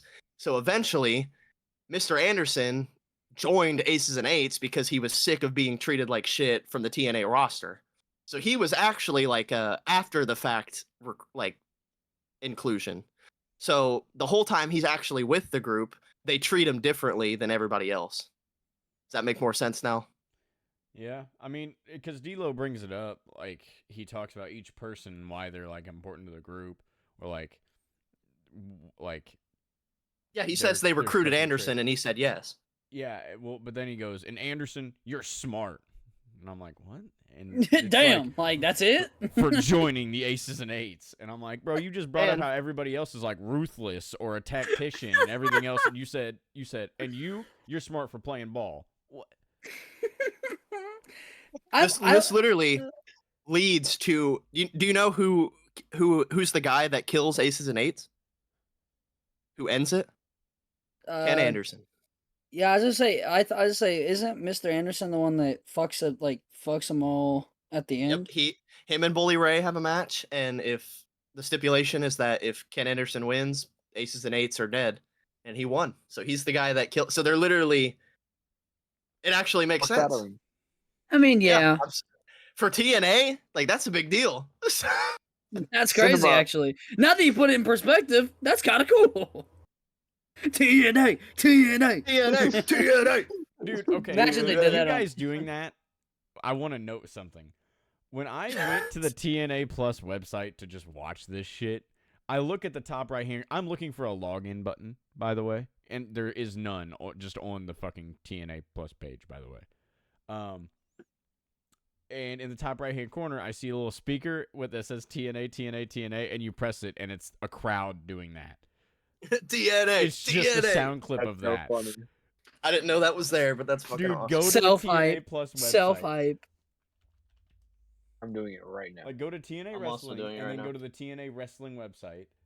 And then the top right-hand corner, there's a speaker that says TNA, TNA, TNA, and it's a crowd screaming it.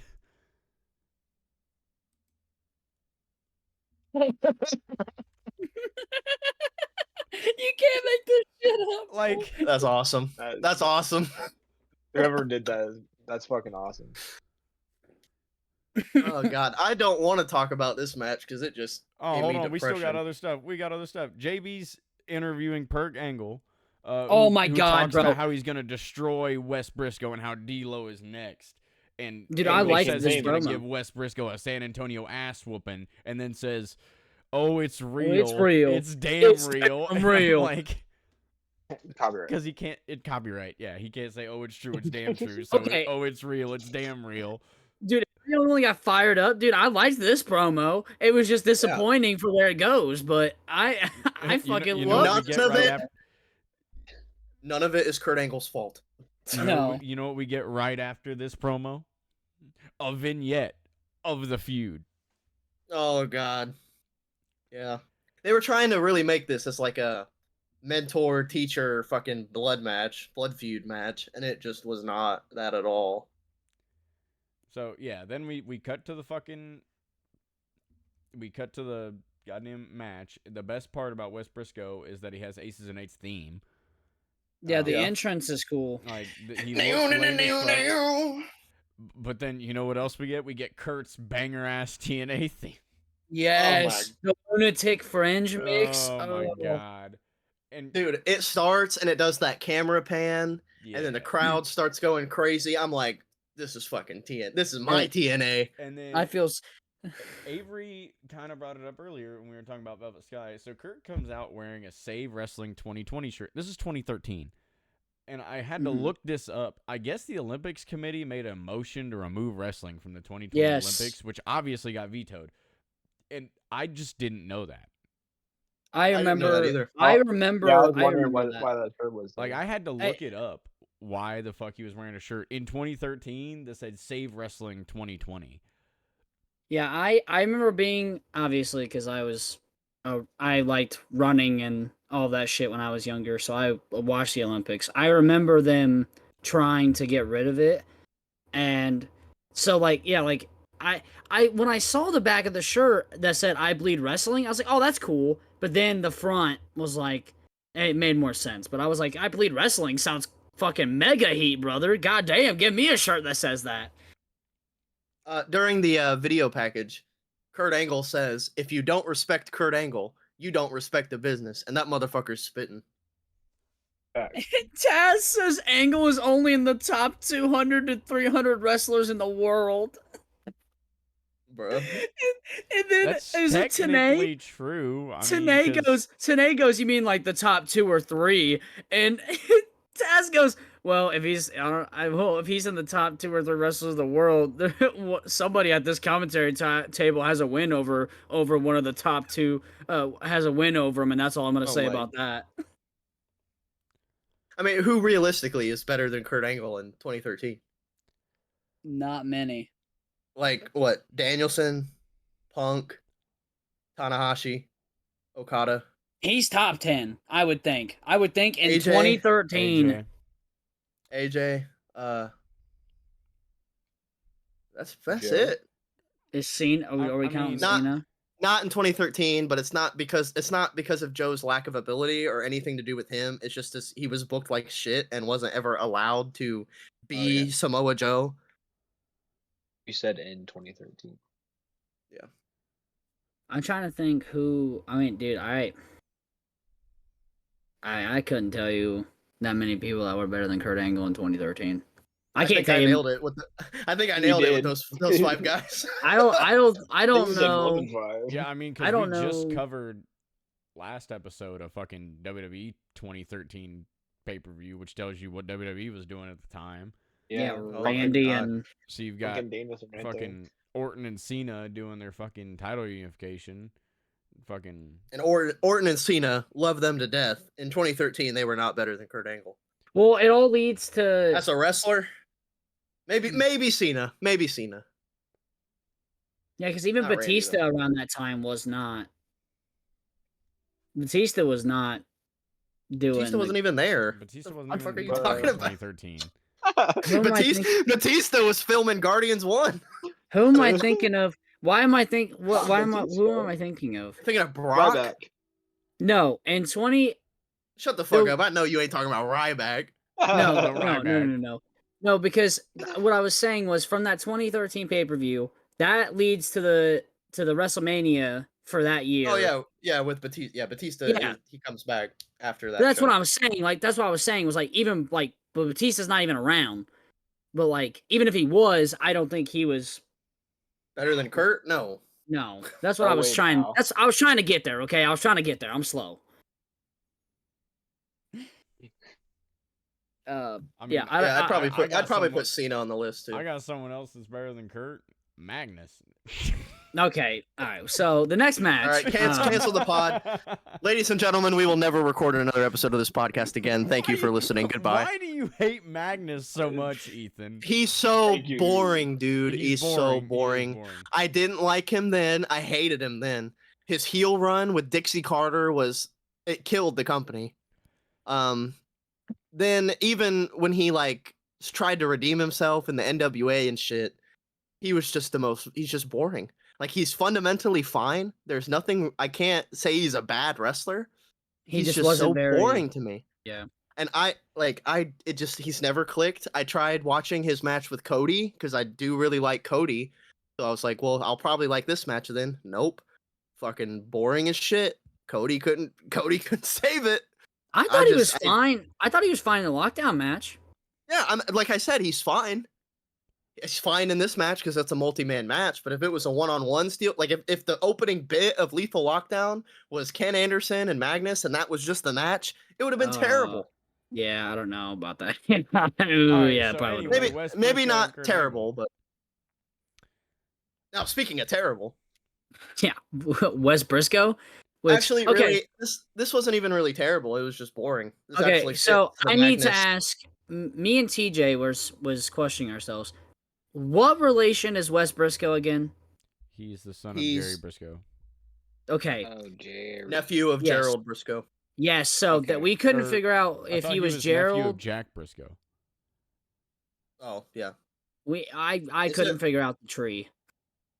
he's not related to fucking Mark and Jay Briscoe. He's related to the other That's famous a Briscoe Briscoe. with an E. This is Briscoe. Well, with yeah, no yeah. E. I figured that, but I knew I I remember Gerald Briscoe, and I couldn't remember if he was the son of him or something. I couldn't He's remember. the son of Gerald Yeah. Briscoe, the nephew of Jack And Briscoe. then- Yeah, that's what I flipped it by accident. My bad. So I wanted to say this. I think Wes isn't terrible. He's just sloppy, man. I feel like Boring. there's just times where I'm like, why? Like He had no sense of what he was doing. Yeah. you're in a match with Kurt Angle and you're just not like it just Like- doesn't make sense to me. I'm sorry, but if Kurt Angle is working your ankle for 5 minutes and then you just stand up and start climbing the cage like you're Yeah. not It's nothing, crazy. you are lacking wrestling instincts and you should not be in this position right now. Like no offense to him, he was really young at the time. But But I mean, you have to. Fuck, I feel man. like you have to have you can't be doing shit like that. the conscience to just realize the situation you're in. You're in a one-on-one match with Kurt Angle, which I don't know how many he got with Kurt, so maybe I'm speaking out of pocket here. But That's I feel the like fucking one, I'll tell you that right now. I feel like this is your opportunity. This is supposed to be a great pay-per-view for TNA, a big pay-per-view and what's coming forward.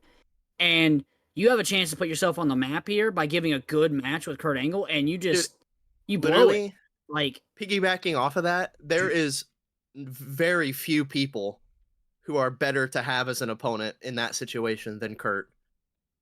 I mean, Kurt did everything, man. Kurt was dude, he's trying. so easy to always so easy to work with. I mean, Kurt Intense. was doing his part. He was not holding up on his end. And I can't fully hate him because, like you said, he's young. It's just, I don't know if I can blame him or the booking for putting him in this situation when he wasn't the guy Both. to put in this situation.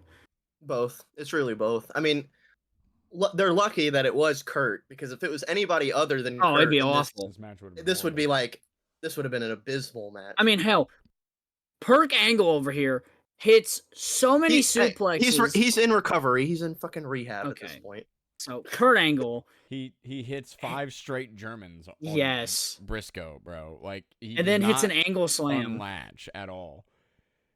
But right afterwards, fucking, this goes back to the not selling shit. Right after 5 straight Germans, Briscoe kind of just stands up and Yeah. hits Kurt right in the balls. Like this was my other thing, was like, this dude had no character. He was just cheap heat. Fucking, it wouldn't have shocked me if he just like looked at Kurt Angle and spit on him, like just trying to get a crowd. The crowd didn't give a fuck about this guy. No. Dude, Kurt hits the coolest part of this whole match. Kurt and Wes are like fighting on the ropes, and Kurt German suplexes Wes off the fucking ropes. That's. I mean, yeah, that was cool. That's not the coolest part of the match. The coolest Really? part of the match comes later. But like Angle, Middle rope German. No, that's what he just talked about. Oh shit! My bad. The coolest. So like reading Angle, something. Angle nails the ref and fucking taps out Wes. But the ref obviously doesn't see it. The best part of the match comes here. Angle is like, all right, mask off, picks up Briscoe, hits an angle slam, gives him the double birds, and just says very blatantly, fuck you, and walks out of the cage. That was the coolest part of the match. Yeah. Kurt. Yeah, that Middle rope German was fucking awesome. He literally locks the ankle lock in, and Briscoe is pounding the mat. The ref doesn't see it, so Kurt picks this guy up, hits the angle slam, flips him off with both hands, and yells "fuck you," walks out of the cage. Hey, I just want to ask, who was the ref for this match again? Not Earl Hebner. Mine is you could have fooled me, brother, because this guy sucked. I mean, this guy, you get knocked down, and this man takes I understand it's kayfabe, but he takes so long to recover. Like, Yeah, because brother. Kurt walks out of the cage, and D'Lo comes out and throws him back in the cage. You see, Wes Briscoe was selling like shit, so the referee had to make up for it. It's crazy, bro. So D'Lo throws Angle back in the cage and pulls Briscoe out of the cage. And at this point, the ref is back up, sees Briscoe's out of the cage, and fucking that's the end of the match. Something I noticed during the replay. So they blurred out the double birds during the match. Yeah, they not didn't in the replay. blur it out during the replay. Yeah, whoever went back to back edit all this shit before they put it up on their their stream service just completely whiffed on that one. Or they just didn't give a fuck. They said, man, who cares? Yeah. He's like, man, why am I even doing this anyway? You want to add anything, TJ? I'm good. Kurt Angle's awesome. That's facts. I think he was the only good part of this match, for real. Literally, if there's anybody other than him, this would be bad. I personally think that this next promo video was my favorite of the night. This like Sting, Aces of Eight, like I don't know why, but I like fucking the history of the feud so far. Yes, I fucking loved this promo, like promotional video package, whatever the fuck you want to call it, dude. I fucking loved it. I think it was way cooler. Like it was like the first one that they showed at the beginning of the pay-per-view was good. I really, really liked this one with the Sting shit. I think it's just because Sting is Sting, and he always is fucking electric. See, I have the complete opposite feelings about it. I wasn't a huge fan of this vignette because, bro, it seems like constantly in TNA, Sting, his like shit was just, I need to assemble a team for this group that hates me. This shit happened all the time. Dude, that's Sting's entire career. See, this is one of those moments where I definitely felt like I was not, like you guys would have more of an opinion on this, because I was like, I like this, but then I remembered, like you said, Rob, Sting was always in fucking multi-man matches all the time. It's like, you can cut back fucking 5 years before this. You know what he was doing? suiting up with the main event Mafia to go against Team TNA. Or the TNA Frontline. It was the TNA Frontline. Jesus Christ. He literally fucking had a War Games match against the Dangerous Alliance because all of them hated him. So he had to assemble Sting Squadron, which is just fucking whoever didn't hate him at the time. That's kind of what Team TNA is. Like, you look at this ragtag ass team of fucking Eric Young, James Storm, Magnus, and Samoa Joe, and you're like, Yeah. The Magnus, only two that have any correlation are Sting and Samoa Joe. exactly. Now let me And ask you that guys. was because Samoa Joe back in 2008 was trying to be the fucking main event Mafia's little lackey boy. I want to ask. So, if you guys could have replaced somebody on Team TNA, who would it have been, and for who? I would have replaced Magnus with AJ. TJ. AJ Styles. I don't know, TNA. All right, Rob.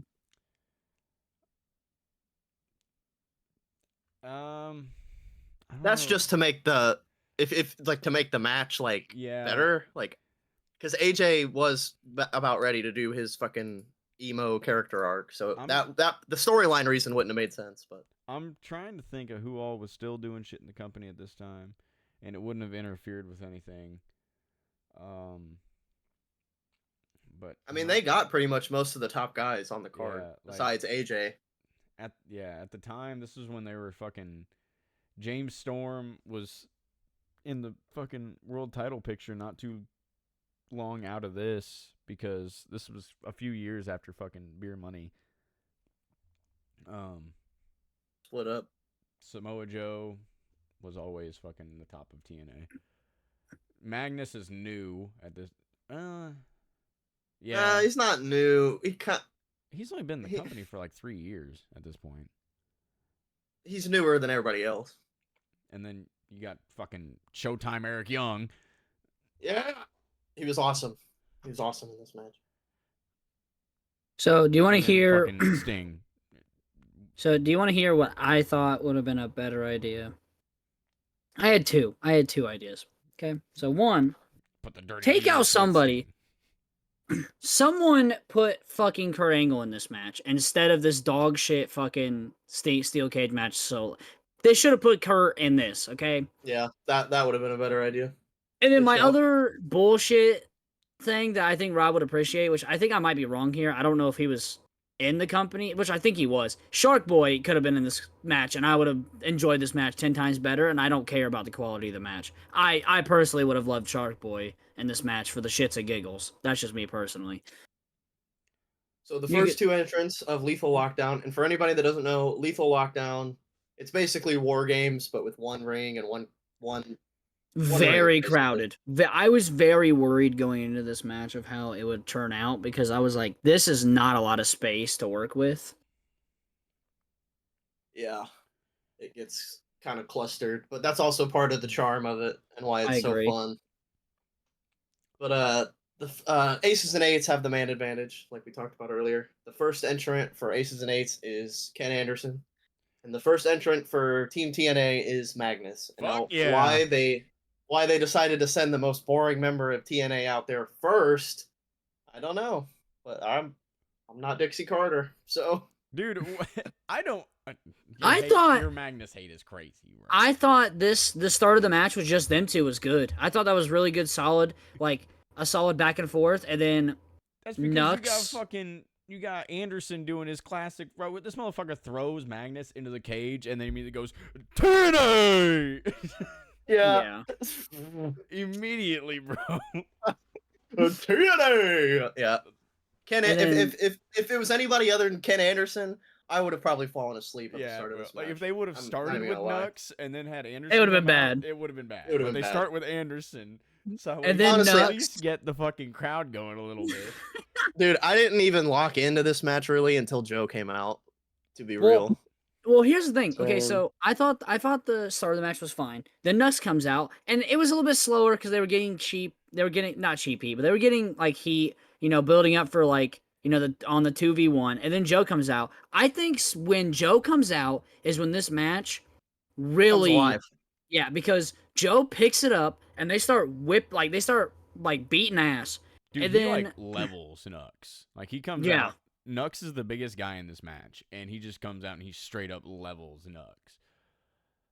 dude, he fucks on Nux, bro, for real. Literally put in my notes, Samoa fucking Joe shooting life into this match. Because he does, bro. Like, before he comes out and after he comes out, it's two different atmospheres and two different vibes. Like, you can't, even if you're a fucking Magnus dick sucker like Rob, you have to admit that. Well, here's what I really like, though, right? Because I thought, okay, well, the third man's going to come out and the match's going to slow down again. I actually, when Bischoff comes out, they don't immediately take over. Samoa Joe and Magnus hold their own. Eye rakes both TNA members. Like, it looks like he's about to take over because he eye rakes both of them and then taunts and gets leveled. Bro. Poor Garrett Bischoff. Okay, one, I think Garrett Bischoff, he's not good, but he's better than Wes Briscoe. I agree. And as soon as this man comes out, this crowd hits him with "You can't wrestle" chants. Loud, you can't wrestle chants. Then he gets in and does fucking 2 eye rakes, and then Joe and Magnus just beat the fuck out of him. And the man advantage doesn't even matter for this little interval. Until the very end, right when Eric Young comes onto the scene, and he starts fucking lighting it up. Oh, no, hold on. I want to point out, before Showtime or Eric Young comes out, this match still isn't moving, like, at all. Taz on commentary, I tried to kind of tune out the dumb shit that Taz says. But Taz says, oh, Nux needs love. And Todd Kinley's like, why? He's like, because his name is Nux.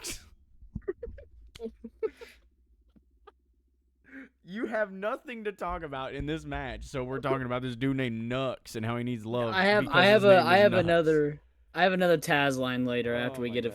So yeah, Showtime Eric Young comes out, it rips off his pants and does the basic babyface offense. Taz goes, he's in his underwear. Yeah. We got a guy out here wrestling in his underwear. Oh. The whole match, except for the Garrett Bischoff thing, the whole match they do the fucking generic, like, once we get the man advantage, bam, they take over, and then the guy, and then the it's like swaying momentum shit. It's the you most see in every modern shit. Like modern War Games match. Devon comes out to justify some ass whoopings. Fucking. I thought, okay, maybe my perspective of this was, I thought when Garrett comes in and they don't really, because Samoa Joe and them start whipping still ass, and then as the Aces and Eights finally start taking control, Eric Young comes out and fucking they are leveling these guys until Devon comes in directing traffic, which I thought was good. Like he's like, hey, and he's like pointing to the corner, and he's the sergeant at arms, brother. Yeah, so they were they were like doing that, and then they didn't even overwhelm them at first. In my notes I kept writing Team Sting or like TS, but I know it's Team TNA. It's Team TNA. But they were fighting back. Like it wasn't even a total domination until right at the end again, where James Storm comes out. With a very clear beer gut, by the way. Like, beer money broke up, and this dude kept beer, not money. Like, this dude... Yeah! Beer! That's it. Taz, there's no money at this point. Taz, James Storm just came out, and Taz goes, he's probably drunk. Yeah! Bro! And then I'm sitting here waiting for him to, like... Because classic James Storm would have been for him to come out and stand there for a second while the crowd fucking cheers, and then for him to just super kick somebody. Yeah. That's he doesn't do that. No. He does. He super kicks somebody. I was expecting like a flurry of super kicks. Yeah, I was expecting he got in. He super kicked one guy. Like, bam, Ken Anderson. Bam, Devon. Bam, Garrett Bischoff. Like that. That's what I was expecting. But maybe I'm too used to watching fucking Adam Cole matches. Yeah. I mean, like, instead we get fucking Chunky Storm fucking comes out and... That was not a dig comment at Adam Cole, by the way. I love Adam Cole. Disclaimer. Continue. I want to mention when James Storm comes out and they turn the tides again, Samoa Joe is boxing the hell out of Nux in the corner, bro.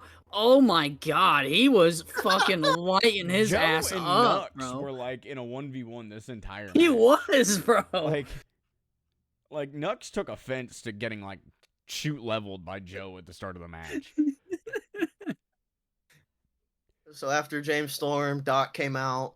He's the last entrant for the Aces and Eights. And then Aces and Eights swayed the momentum in their favor, and they're just beating down Team TNA.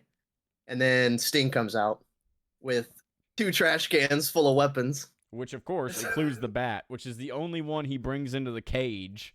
For real. You know, why did they stop doing the, like, you know, in like old Lockdown matches, like before this, You would bring a weapon in, right? I think we've watched one together. They would lower the roof of the cage down, and all the weapons would be on top of the cage. Yes. Do you remember that? Yep. Why did they stop doing that? Because that shit is cool. Because there's no And it's roof different. on the cage. But that's why the roof would lower down. Well, because there's one of the stipulations in this one Is was escaping. Not is in this escape. one. Not in this one. In the other ones, yeah. In the main event and the angle match, yeah, but not in this one. This is lethal lockdown. Like, this is the only way you can win is once all guys are in and you get the pinfall. Or Oh yeah, submission. hold on. I have a complaint, by the way. I don't give a fuck what you guys say. I did not see that. I want to mention. I saw this jackass ref going 1, 2, 3, 4, 5, 6. Like, man, you can't count. Like, come on now. You don't gotta count each individual man. You can't just do like, oh well, no, you know that's probably 5. Like, Let's see. I see 5 Aces and Eights vest and 5 not Aces and Eights vest. Everybody's in. Let's start Shirts this versus match. skins. All right, bam. yeah, but he's over here counting one at a time. I saw him in the background. He's like pointing, like counting. So he's like 1, 2, 3, 4. I'm like, dude, what are you doing? Like, Some of the camera cuts in this match are hilarious because we get a great Yes. angle of Joe choking the shit out of Ken Anderson in the corner. He's like, Oh got my God, wide-ass eyes. He's sticking his tongue out. He's like, "Bah." I put that in my notes. I said Samoa Joe is choking out Mr. Anderson while staring crazy style into the camera. He looks like an animal. He's like, "Bah!" He looks like a Tasmanian devil. Fucking, oh my god, oh my god. While he's bro. doing this, Team TNA keeps nut-shotting Aces and Eights. Like, dude, they're the repeatedly heels of the over and match. over. hold on. Yeah, hold on, Rob. Are you about to talk about the Sting thing or no? Which Sting thing? Okay, hold on. Sting. Where he has So- the baseball bat in fucking... Garrett is standing on the top turnbuckle, and Sting is up and down, hitting him in the nuts Yes. with the baseball bat in between his legs. I was like, "What the?" I literally fuck is didn't see what the going fuck was on? going on at first. I didn't see that he had the bat. Dude. I literally thought Sting was just like rubbing off Garrett Bischoff. I was like, what Yeah, is he that's doing? insane. I had to Dude, the rewind and best rewatch part- that. The best part of that is that it's like it's not even a focal point of what's going on. Like, they're not even It's not. focusing on it. It's just happening in the corner. They're focused on like Joe or some shit in another corner, and in the background, Sting is just wailing on this dude's nuts with a bat, bro. Well, because they cut the camera's on those two when he starts to do it. So I thought he just hit him in the nuts. And then it cuts to something else you kind of see in the background, and then it cuts back over. He's still doing it. Oh shit! Oh, bro, you guys. Oh, so, and then at some point, Mr. Anderson's in the corner. They put the trash can over him, and Ski gets Stinger splashed. And then I don't remember why it happens, but you want to talk about Samoa Joe being an animal, okay? They do like a Tower of Doom. Garrett gets held by Magnus and Storm, gets held by Devon and Anderson, and then Samoa Joe slams them all. This man, as soon as he does that, jumps on fucking Anderson's leg and starts fucking like, I was like, what the fuck is this guy doing? Dude, Samoa Joe said, fuck all that. I'm out here for blood, bro. He was fucking anybody and everybody up this whole match, bro. Yeah, Joe was awesome the whole time. I thought the finish was great too. I thought it was a good like cherry on top. Well, EY do you elbow know- drop off the top. Do you Yeah. know why that fucking yeah. big powerbomb suplex happened, Avery? I don't remember. No, Because that's why Garrett I said. Bischoff tried to escape the cage, which is why I thought Oh, escaping was a yes. stipulation. Because See, Garrett that's what Bischoff I tried to thought. escape the cage. I could have sworn they said it was. Nope, not lethal Then lockdown. what the fuck was he doing? Being a Trying pussy. to- Yeah, he was running away because they were like, well, it was like Joe. It was Joe and Storm. They were fucking like eyeing him down, so he tried to run away, and then they ran up. Not Joe No, and it was Storm. Storm It was and Magnus. Fucking It was Magnus Magnus. and Storm. Magnus, baby. Yeah. Agnes and Storm. Sorry, he's just so forgettable to me. He's- So that's when Garrett Bischoff starts trying to climb up the cage, and then the Tower of Doom spot happens. But yeah, Showtime. No, you Eric cannot. Young. You cannot win by escaping. Showtime. Eric Young hits the fucking elbow drop from the top of the cage on the Nux. Yeah. This I really liked the moment where Sting was like, "No," and Eric Young was like, "What the fuck? What?" And he's like pointing up. He's like, "Oh, okay." Taz is going on in commentary about how the victory was pure luck, and Mike Tenay brings up like, well, you know, Team TNA really had the swing of the tide since Sting came out, and Taz goes, "All right, Mr. Fact Boy, got any other facts for me?" Dude, I want to mention Taz was a fucking fanboy the whole match. Every time a fucking Ace and Eights member came out, he's like, all right, who's it gonna be? Who's it gonna be? And he's like, oh yeah, it's Taz is part of Devon. Aces and Eights. Like I know, he's but a- it was like he's wearing the vest These the are whole his time. guys. it just made this match even better. The fact that like it just like, you know how like, you know, they have matches and they're like the heel managers on commentary. It was like that, and it felt so good. Like I enjoyed it a lot. Yeah, I thought it was a stupid, dumb, like really fun brawl, and they had some sick ass spots. I had a It good could have time. been worse. It Yeah, definitely could have it- been worse. It was a fun little match. So earlier in the night, they had brought up that on Facebook in 2013, on Facebook, Facebook. Oh you my could- god, you could yes. submit your vote for who you think is going to win the main event between Jeff Hardy and Bully Ray, and you wouldn't believe it, but they voted that Jeff Hardy would win by 51% to 49%. Wow. Wow. Wow. Shocking results. More Uh, controversial than the fucking election. So, we I- have I- another vignette of the Bully Yeah. Ray and Jeff Hardy feud. Dude, to talk about this feud for a second. This pay-per-view is a lot better, speaking from like 11-year-old me when he fucking saw this and 22-year-old me who already knows the result. This pay-per-view is 10 times better when you don't know the result. Yeah, agree. that you Yeah. don't when you don't know that Bully is turning. at Like, the end. because Yeah, I the had build no up idea. to this, the build up to this is that neither one of them are heels. No. They're both faces. And they're both Mhm. sitting there like fucking sucking each other off. Like, I'm proud of you, Jeff. Well, I'm proud of you, Bully. Blah. I really liked the hype video for this because that like loses all of its like effect as When you someone know. who, yeah, like I was like, well, I already know how the fuck this goes. It doesn't. It changes. It doesn't hit It it? changes like the way I feel about the end of the match. It doesn't really change how I feel about the match. The match they had still fine, but like just watching this vignette, which is like a good 5-minute vignette, by the way. The whole time I'm sitting there, I'm like, man,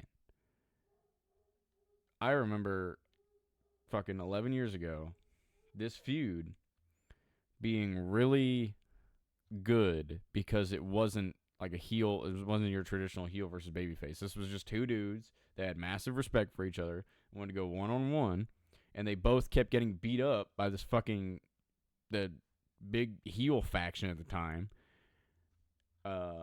And part of your mind is going to tell you that fucking Aces and Eights isn't going to get involved because they're all tired from this fucking match they just lost. But Nope. that's obviously not the case. And knowing that kind of brings this next match down, in my opinion. Ethan might have a different opinion, but this match was way better when you don't know what leads to like everything after this. so real quick before Ethan goes. I mean, I agree go just ahead. for the shock factor of it. So I want to mention. So like I remember Bully being the leader or whatever. So like going into this match, like in my head, I was kind of like, oh well, he joins later or something. So I was still kind of like, oh shit, okay, no, this is where it happens. So like, it didn't really ruin it for me, but I wasn't also like super shock valued because I was kind of like, oh well, yeah, I already knew that he was a part of it. But it was, I thought the ending was fine. I, I think, what bothers me is they do, they have Wes and Garrett come in Oh, in hold the on. match, We right? ain't got to this yet. Okay, here, yeah. We Yeah, can what wait till the we get fuck? there. That's towards like what towards the end, right? That's just No, that's Like like the middle. It's like middle. middle. All right, you go ahead, go ahead. Yeah. So Uh, Bully comes out. All right. You got something to say about the vignette, Ethan? Yeah, just real quick. Okay. Jeff Hardy in the vignette says, "This might be the greatest cage match in the history of pro wrestling." And this is Yep. before I rewatched it, right? Like I literally wrote this down right after he said that. I said, "Yeah, I doubt that, buddy." He said it's gonna be the greatest cage match ever. I'm like, oh, okay. That's all I had to say about it. So Bully comes out. And the crowd kind of boos him. You can tell he's supposed to be the heel in this match, but there's not really a heel in this match. Yeah, the thing I noticed about his entrance. So, do you remember WrestleMania 17, where it's the infamous Austin heel turn, right at the end with Vince and all that shit? Yeah. Before that happens, during Steve's entrance, you can see in his eyes, like no, after watching it, after knowing what happens, you can see in his eyes the character shift. Does that make sense? Mm-hmm. Yeah. Like Steve in his entrance, you can see like, okay, this is not the same Steve Austin. Like this is not the same Steve Austin that we know. Yeah. I feel like that's exactly what Bully Ray tried to accomplish with his entrance here, like in his eyes and Yeah, his mannerisms I and shit. I agree. I don't think it came off as well, and I don't know if that's just me. The fact that I actually watched this live instead of like because I didn't watch. I wasn't alive for when WrestleMania 17 happened. I just felt like he was trying to do what Austin did then, but not as well. I don't know if you guys felt the same or not. That's just the thought I had about I just noticed that he got no reaction. Like that fucking classic it. Cody Yeah. clip of him talking about Royal Rumble where he's like, oh, I came out and the crowd didn't really boo me. They also didn't really give a shit. That's this crowd to Bully Ray. Like, some of them boo him, but he hasn't done anything to be a heel yet.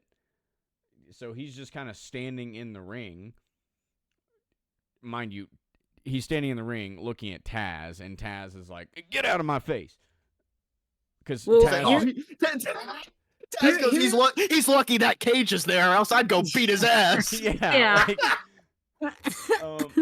Okay, Taz. Jeff comes out with the world title and also this stupid ass custom title he's got.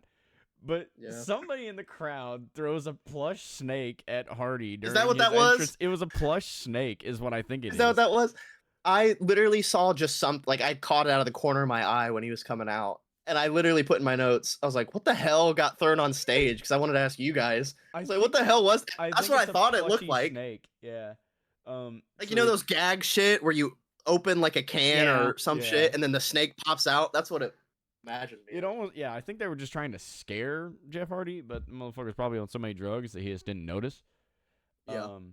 I want to let it be known that his fucking his painted eyes freaked me the fuck out, bro.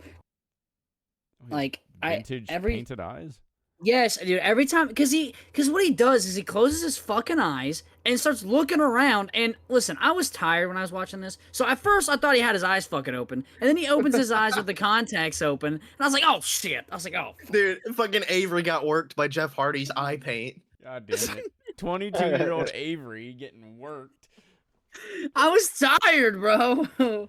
So they're both in the ring. Mind you, Jeff goes to get in the ring, and Bully is standing at the door once again. Dude, like right fucking there. He's just dead staring Jeff, like trying to show like that he's trying to be more aggressive. I don't know. But Jeff gets in, does his fucking corner shit, hands the belt to Earl Hebner, and they say, official for this refereeing this match is a senior official, Earl Hebner. He holds up the belt, and the crowd boos. They're straight up. They're like, boo! I wrote down, this crowd is based. Because Earl Hebner sucks. After that, the match starts. It's not bad. It's a pretty decent No, it's match between. it's just fine. It's all Yeah. right. And then Briscoe and Bischoff come out, and The two most boring, fucking worst members of the Aces and Eights. well, that's what they had to start with, bro. I mean, come on. Those are the pre-show guys, the Aces and Eights. They couldn't just. Plus, you had to get two guys that could climb the cage. You couldn't just send out Nux and Doc out there. That's true. That's true. They had to have the guys climb the cage fast, and I think literally everybody other than fucking Ken Anderson is like overweight. So True. So, and this is their little like do-good moment. Fucking Bully Ray lays out both Briscoe and Bischoff, and then lays down so Jeff can do the fucking Hardy Boys leg lariat that him and Matt used to always do in the corner. poetry in motion. Yeah, that's what it's called. Okay, so I feel like this is what bothered me. Because of the ending, why have these two, like, is it to reassure and make the turn? Yes, it is to make you. Yeah. Like, because there was this already tension. Like, well, Bully's kind of fucking. Like, Devon is the sergeant at arms of fucking Aces and Eights. So everybody always thought it was going to be a matter of time before Bully joined the Aces and Eights. And this was to help reassure that Bully was not going to be part of Aces and Eights. So he teams with Jeff a little bit to fucking get these two jobbers out of the fucking cage. Poor Wes they and throw out Bischoff, like just round to the stage. They throw Briscoe straight into the cage, bro. They fucking whiff the the Briscoe. big ass door. He eats this cage. I was like, damn, that hurt. I know that fucking hurt. And then they immediately right after that, they close the door and they resume their match by doing Avery's favorite part of 2K, the old trading blows. yes, sir. Which Bully was like, it kind of hyped me up because Bully was like yelling at Jeff and shit, like pointing to the center of the ring, and then they start fucking like swinging. I was like, all right, this is cool. All right. Now, Bully can throw a really good worked punch too. So like that's like one of the things he's best at. Yeah, and in the middle of the punches, he just goes, "Come on, Jeff!" And I was like, "Yes, bro, hell yeah." Something I noticed at the start of this match, because maybe I'm just used to like early Bubba Ray Dudley and late Bubba Ray Dudley, but Bully Ray is in pretty decent shape right here. Yeah, like his he arms looks good. are huge. He looks good. He looks lean. He doesn't look fat like he did when he was like prime Dudley's. Like he looks good. Like that was just something I noticed at the start of the match. Like, God damn, this dude has huge fucking arms. And like even the build up, like they show the fucking match card and all this, and like his face looks leaner. He doesn't like his shoulders kind of broad, but he's still kind of like chunky-ish, but I think that's just his build. I don't think you're ever gonna get a fucking super cut Bully Ray. Like, no. That's probably the best. The way he looked in this match is probably the best he could ever look physically. But like he weighs in at what? He's like 6'4", 275 or some shit like that. Is what they said. So like that's not bad. Especially when you look at Devon, who he was always the same size as fucking in the tag team. They were always about the same fucking build. And you look at Devon in TNA and it's like, oh my God. Yeah. That dude couldn't fucking button his fucking Aces and Eights vest if he wanted to. Yeah. Jesus. So they do some more back and forth shit, and it eventually leads to this sick ass top rope power bomb that Bully hits on Jeff.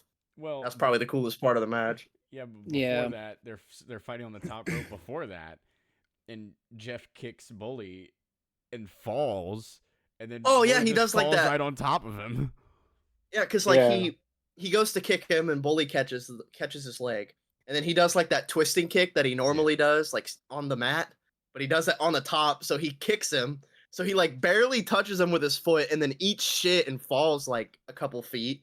It's like, Jeff, I don't think that was very smart, brother. And then Bully is dazed and falls. Yeah, and then he just falls. He fucking Triple H bumps fucking forward, and yeah, it was funny. I literally wrote down Bully Ray did a Shawn Michaels without the super kick. Pretty much. Flair fucking face bump. Fucking Bully hits the Bully bomb from the top rope, but fucking Jeff Hardy is like fucking prime TNA Hardy at this point, so he kicks out.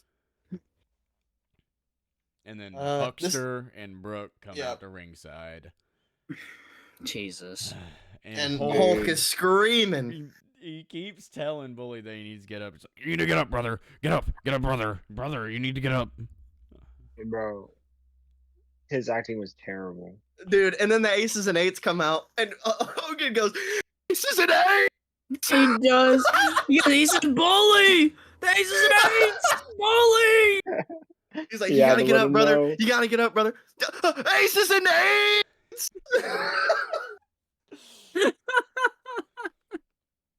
I want to mention too, I forgot to mention it earlier, before Wes and Garrett come into the cage, Taz is pissing Tenay off because Tenay goes, Bully has had, what, about 75% of the offense this match? And Taz goes, nah, I think maybe like 73.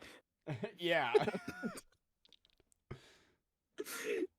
Sorry, I forgot to add that, but continue.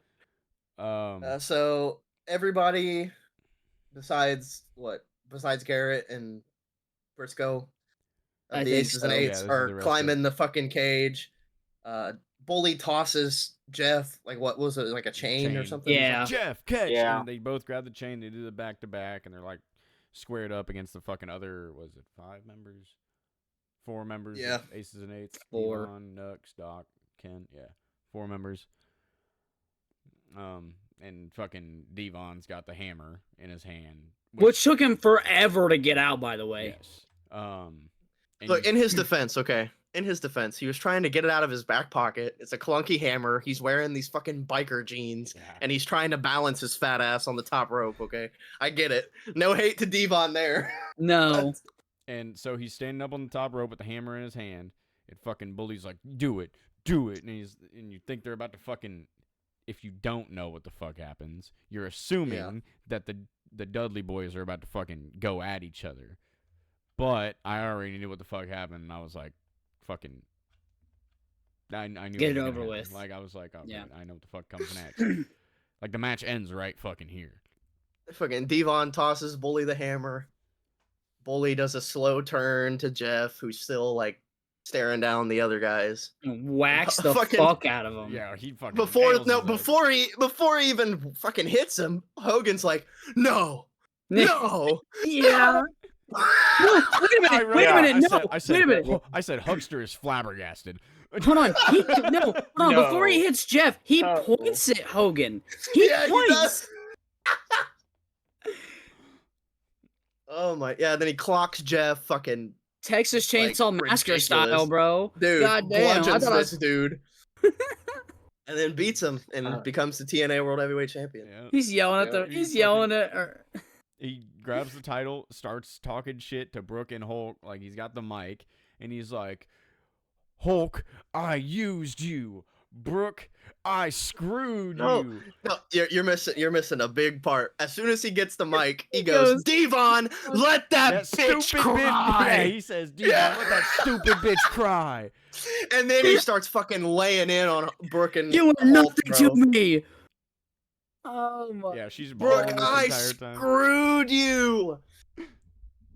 Honestly, to me back then, 11-year-old Ethan, I thought it was shocking and fucking awesome, and I thought Bully Ray was fucking. He was evil, dude. Like, it worked on me then. I love Bully Ray in 2013. I feel like this just made sense, though. I feel like because they kept bringing up they don't know who the president is. They don't know who the president is, and like. Yeah, they kept referring to the president as a higher power and shit. Yeah. I almost wonder, do you guys think if it, like, you don't have to give me a name, but if it wasn't Bully, right, do you think it would have been even more shocking because they wouldn't have a Dudley's connection? I feel like if it wasn't Bully Ray, I feel like it would be even more. If it wasn't Bully, it wouldn't have worked. You don't think so? No.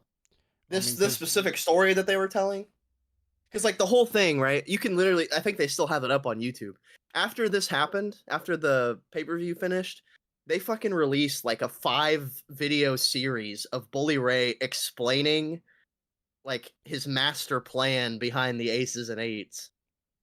And like it goes like pretty in depth, like from the start to the beginning, like how he was fooling everybody, quotation marks, and all Yeah. that shit.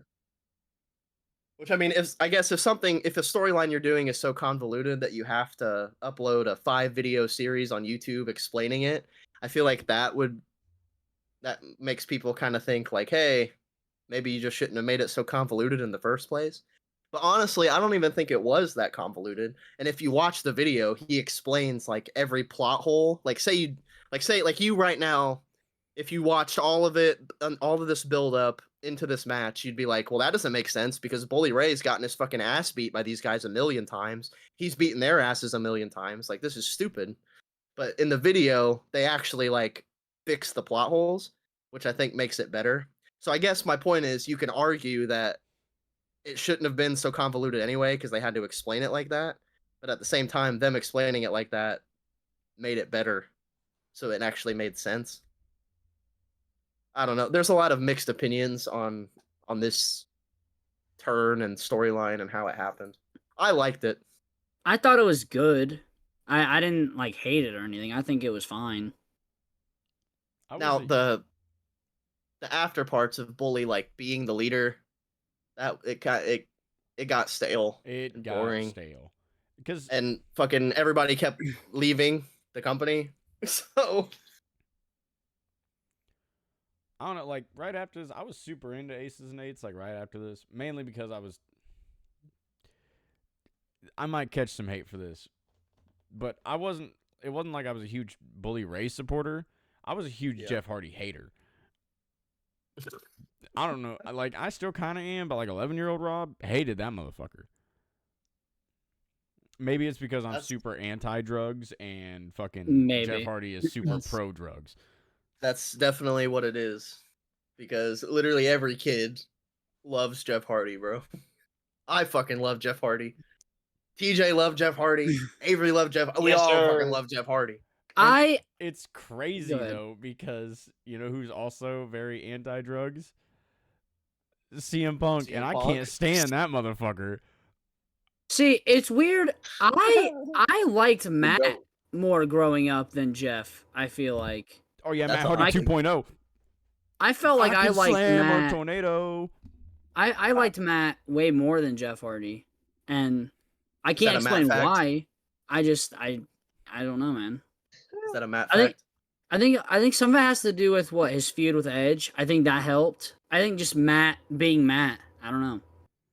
Jeff had a better feud with Edge. I'm sure he did. I like Matt Hardy. Yeah, Jeff Hardy also had a better feud with fucking alcohol. Okay. Actually, Matt's had some problems with alcohol. I think he got arrested for domestic abuse because he was drunk. Like him and his wife were like, that's allegedly. Actually, I mean that's not allegedly. There's I have to say I think that was proven. There's police reports, fucking public records. But now that I think we don't need to get into it. I think one of the biggest reasons I dislike Jeff Hardy, and I mean I'm not a huge like Sting fan. Obviously, I went over that earlier, but that Sting match he had for the world title. Yeah, that was embarrassing. That fucking, I don't know. That is one of the biggest stains on TNA's legacy. I also remember AJ. I remember I don't think it was shoot, but AJ ripping Jeff's ass and like the locker room setting. Oh, that was real. That was real. Yeah, that was real. I mean, it was planned. Like Jeff's gonna go up and apologize, and we're gonna film it or whatever. But they told AJ, just tell him how you feel. And AJ was like, I've been busting my ass for this company for fucking 10 years, and you're gonna fucking go out there and do shit like that? Hell no. Yeah, because what's he say? He's like, I busted my ass for 10 years, and because of one night, it almost gets all torn down. Yeah. AJ fucking let him have it for real. I mean, but to be fair, TNA is just a sad story of it, just the wrong people. Like, Hogan fucked this company up, man. Hogan, How long was Hogan here? 3 years. Yeah, 3 years of fucking this company up. Hey, he did Like- do one big thing that like Got rid of the he fucking got rid of. He octagon. got rid of the fucking 6-sided ring. It was a hexagon. Hexagon. I don't know why I said Avery octagon. failed My bad. geometry. Yeah, I did. Uh, All right. So final thoughts. What do we think about the pay-per-view as a whole? I honestly thought it was better than I remembered. Like I was going into this like expecting it to be like dog shit. Besides like Yeah. maybe the tag match, but I it really agree. wasn't bad. It. Like I had a good time. I've only It- ever it was seen my this favorite. 2 times in my life. The first time I saw it was in 2013. It was one of the only pay-per-views I ever fucking got ordered. Okay, like I was a huge TNA fan at this time. Like at this point, I was like, Yeah, fuck the Fed. I was literally Avery now, but back then because I was like, fuck WWE, TNA is where it's at. So that's the way Avery is now, where he's like, AEW's where it's at, fucking where it's like. I know it's not even just AEW. Okay, we're not getting into all this. But Listen, listen. He isn't lying because like literally I remember back then, I would like try to talk to Rob about WWE shit, and he'd be like, "I didn't watch that shit. I'm waiting for TNA on Thursday on Spike TV, baby. on Spike TV." Like, Alright. so from watching it then to watching it now, like I brought it up before the main event, man, like this pay-per-view, like, and I know this is most pay-per-views only, like they're mainly focused towards the main event, but it was this pay-per-view in particular, like almost felt like it only existed for the main event. Yeah, I And so agree. When you Yeah. know the surprise ending of the main event, it loses its like fucking spark. The match is definitely like worse watching it without or with knowing what happens. Because like literally the whole match, like it's not even it's a story driven match, Yeah. and they're literally building towards the finish. Like there is no like super great work rate or anything like that. So I get it. Any other final thoughts, Avery, TJ? I'll let TJ go It was a first. good pay-per-view. I mean, it was one of the best ones. Not the best, but it was like one of the better ones that we've watched so far. I enjoyed it. There wasn't really anything besides Joey Ryan that I like really hated. Fuck Fair Joey enough. Ryan. Fuck Joey Ryan, bro. Fuck well, Joey well, Ryan. Are we all pretty much in universal agreement what match of the night was? I think Yeah, so. the I think tag. the tag match is the above and tag match. beyond. Tag title match for sure. And then second, I'm just I go feel ahead. like second might be a toss up because here, I know Ethan says the Lethal Lockdown match, but I truly have to give the second best match to the fucking Knockouts, bro. I won't. Yeah, I'm not the arguing Knockouts with that. match was I'm just not gonna good. argue. Because like, look, WWE was bad about fucking objectifying women. TNA was equally, if not worse, about objectifying women. But their OBD, difference- OBD. but their difference was like, we'll let They you let them guys- wrestle. Yeah, they were like, we'll let you guys wrestle, but we're still going to make you guys go out there and look slutty. Well, yeah, the TNA didn't make them do fucking stupid ass like. Bra and panties shit. Yeah, they didn't Yeah. do Oh, that. the whole with thing, women. the whole their whole marketing strategy or whatever you want to call it for the Knockouts division is that these are sexy ass women. They are fine as fuck, but they are also badass and can kick ass. Yeah. That was the whole thing for the Knockouts. I distinctly remember like during like when I had the TNA Impact game with Kurt Angle on the fucking cover. I had that for PS2, baby. One of the things like in the instruction manual it goes through, it's like every wrestler, and it goes through a lot of the wrestlers, and then it gets to the Knockouts section, and it literally says like the women in our company are not divas, they are knockouts, and I was like, that's kind of hard. I'm not gonna lie. But I agree. I mean, I agree though. Like, I don't, Oh, yeah. I don't want to like, I don't want to look up like rosters and compare. But I really do think at this time, at least, or I don't want to say, or maybe even overall, the Knockouts division was putting on better shit than the Divas division most Also, of the time. Ethan, back to your point. You were like, TNA didn't do no whatever the fuck. Yeah, they did. They still did. Because I distinctly remember in like 2014 Didn't or do no what? 15, you said they didn't do like no bra and panties matches or whatever like that. They did. I just remember like 2014, 2015, the Beautiful People versus it was like Mickey James and someone else did an evening gown match. The same thing. Okay, bra and well, panties match. listen. But I just remember the okay. finish to that match being fucking Velvet Sky gets eliminated. Like, she gets her evening gown taken off. And later in the match, she comes out with a towel on and flashes the referee. Look, my point was that they didn't do that kind of shit all the time like WWE did. And in that specific scenario, it actually makes sense because that was the whole Beautiful People's gimmick, was talking down on the other women and trying to embarrass them like that. Which, I mean, obviously, you know, I still, an evening gown match is whatever, but at least that fit with the Beautiful People's characters. It was Oh, it was not Mickey James. It was the Beautiful People versus Madison Rayne and Brittany. Oh yeah, that's when they were because Madison Rayne was a part of the Beautiful People, but then they kicked her out and was like, "You're actually an ugly bitch." This is the Yo, most Rob. viewed video on the TNA YouTube channel. Yeah, bro. Send me Yeah. that link real quick. Bruh. Okay, let's wrap this up. Everybody, this has been the Devolution Wrestling Podcast. Thank you for listening. All the links to all of our social medias and web pages and sites are all in the description. Thank you for listening. I've been Ethan. I've been My other- Avery. I've been the Rob. TJ. And there we go. TJ. TNA, TNA, TNA, TNA.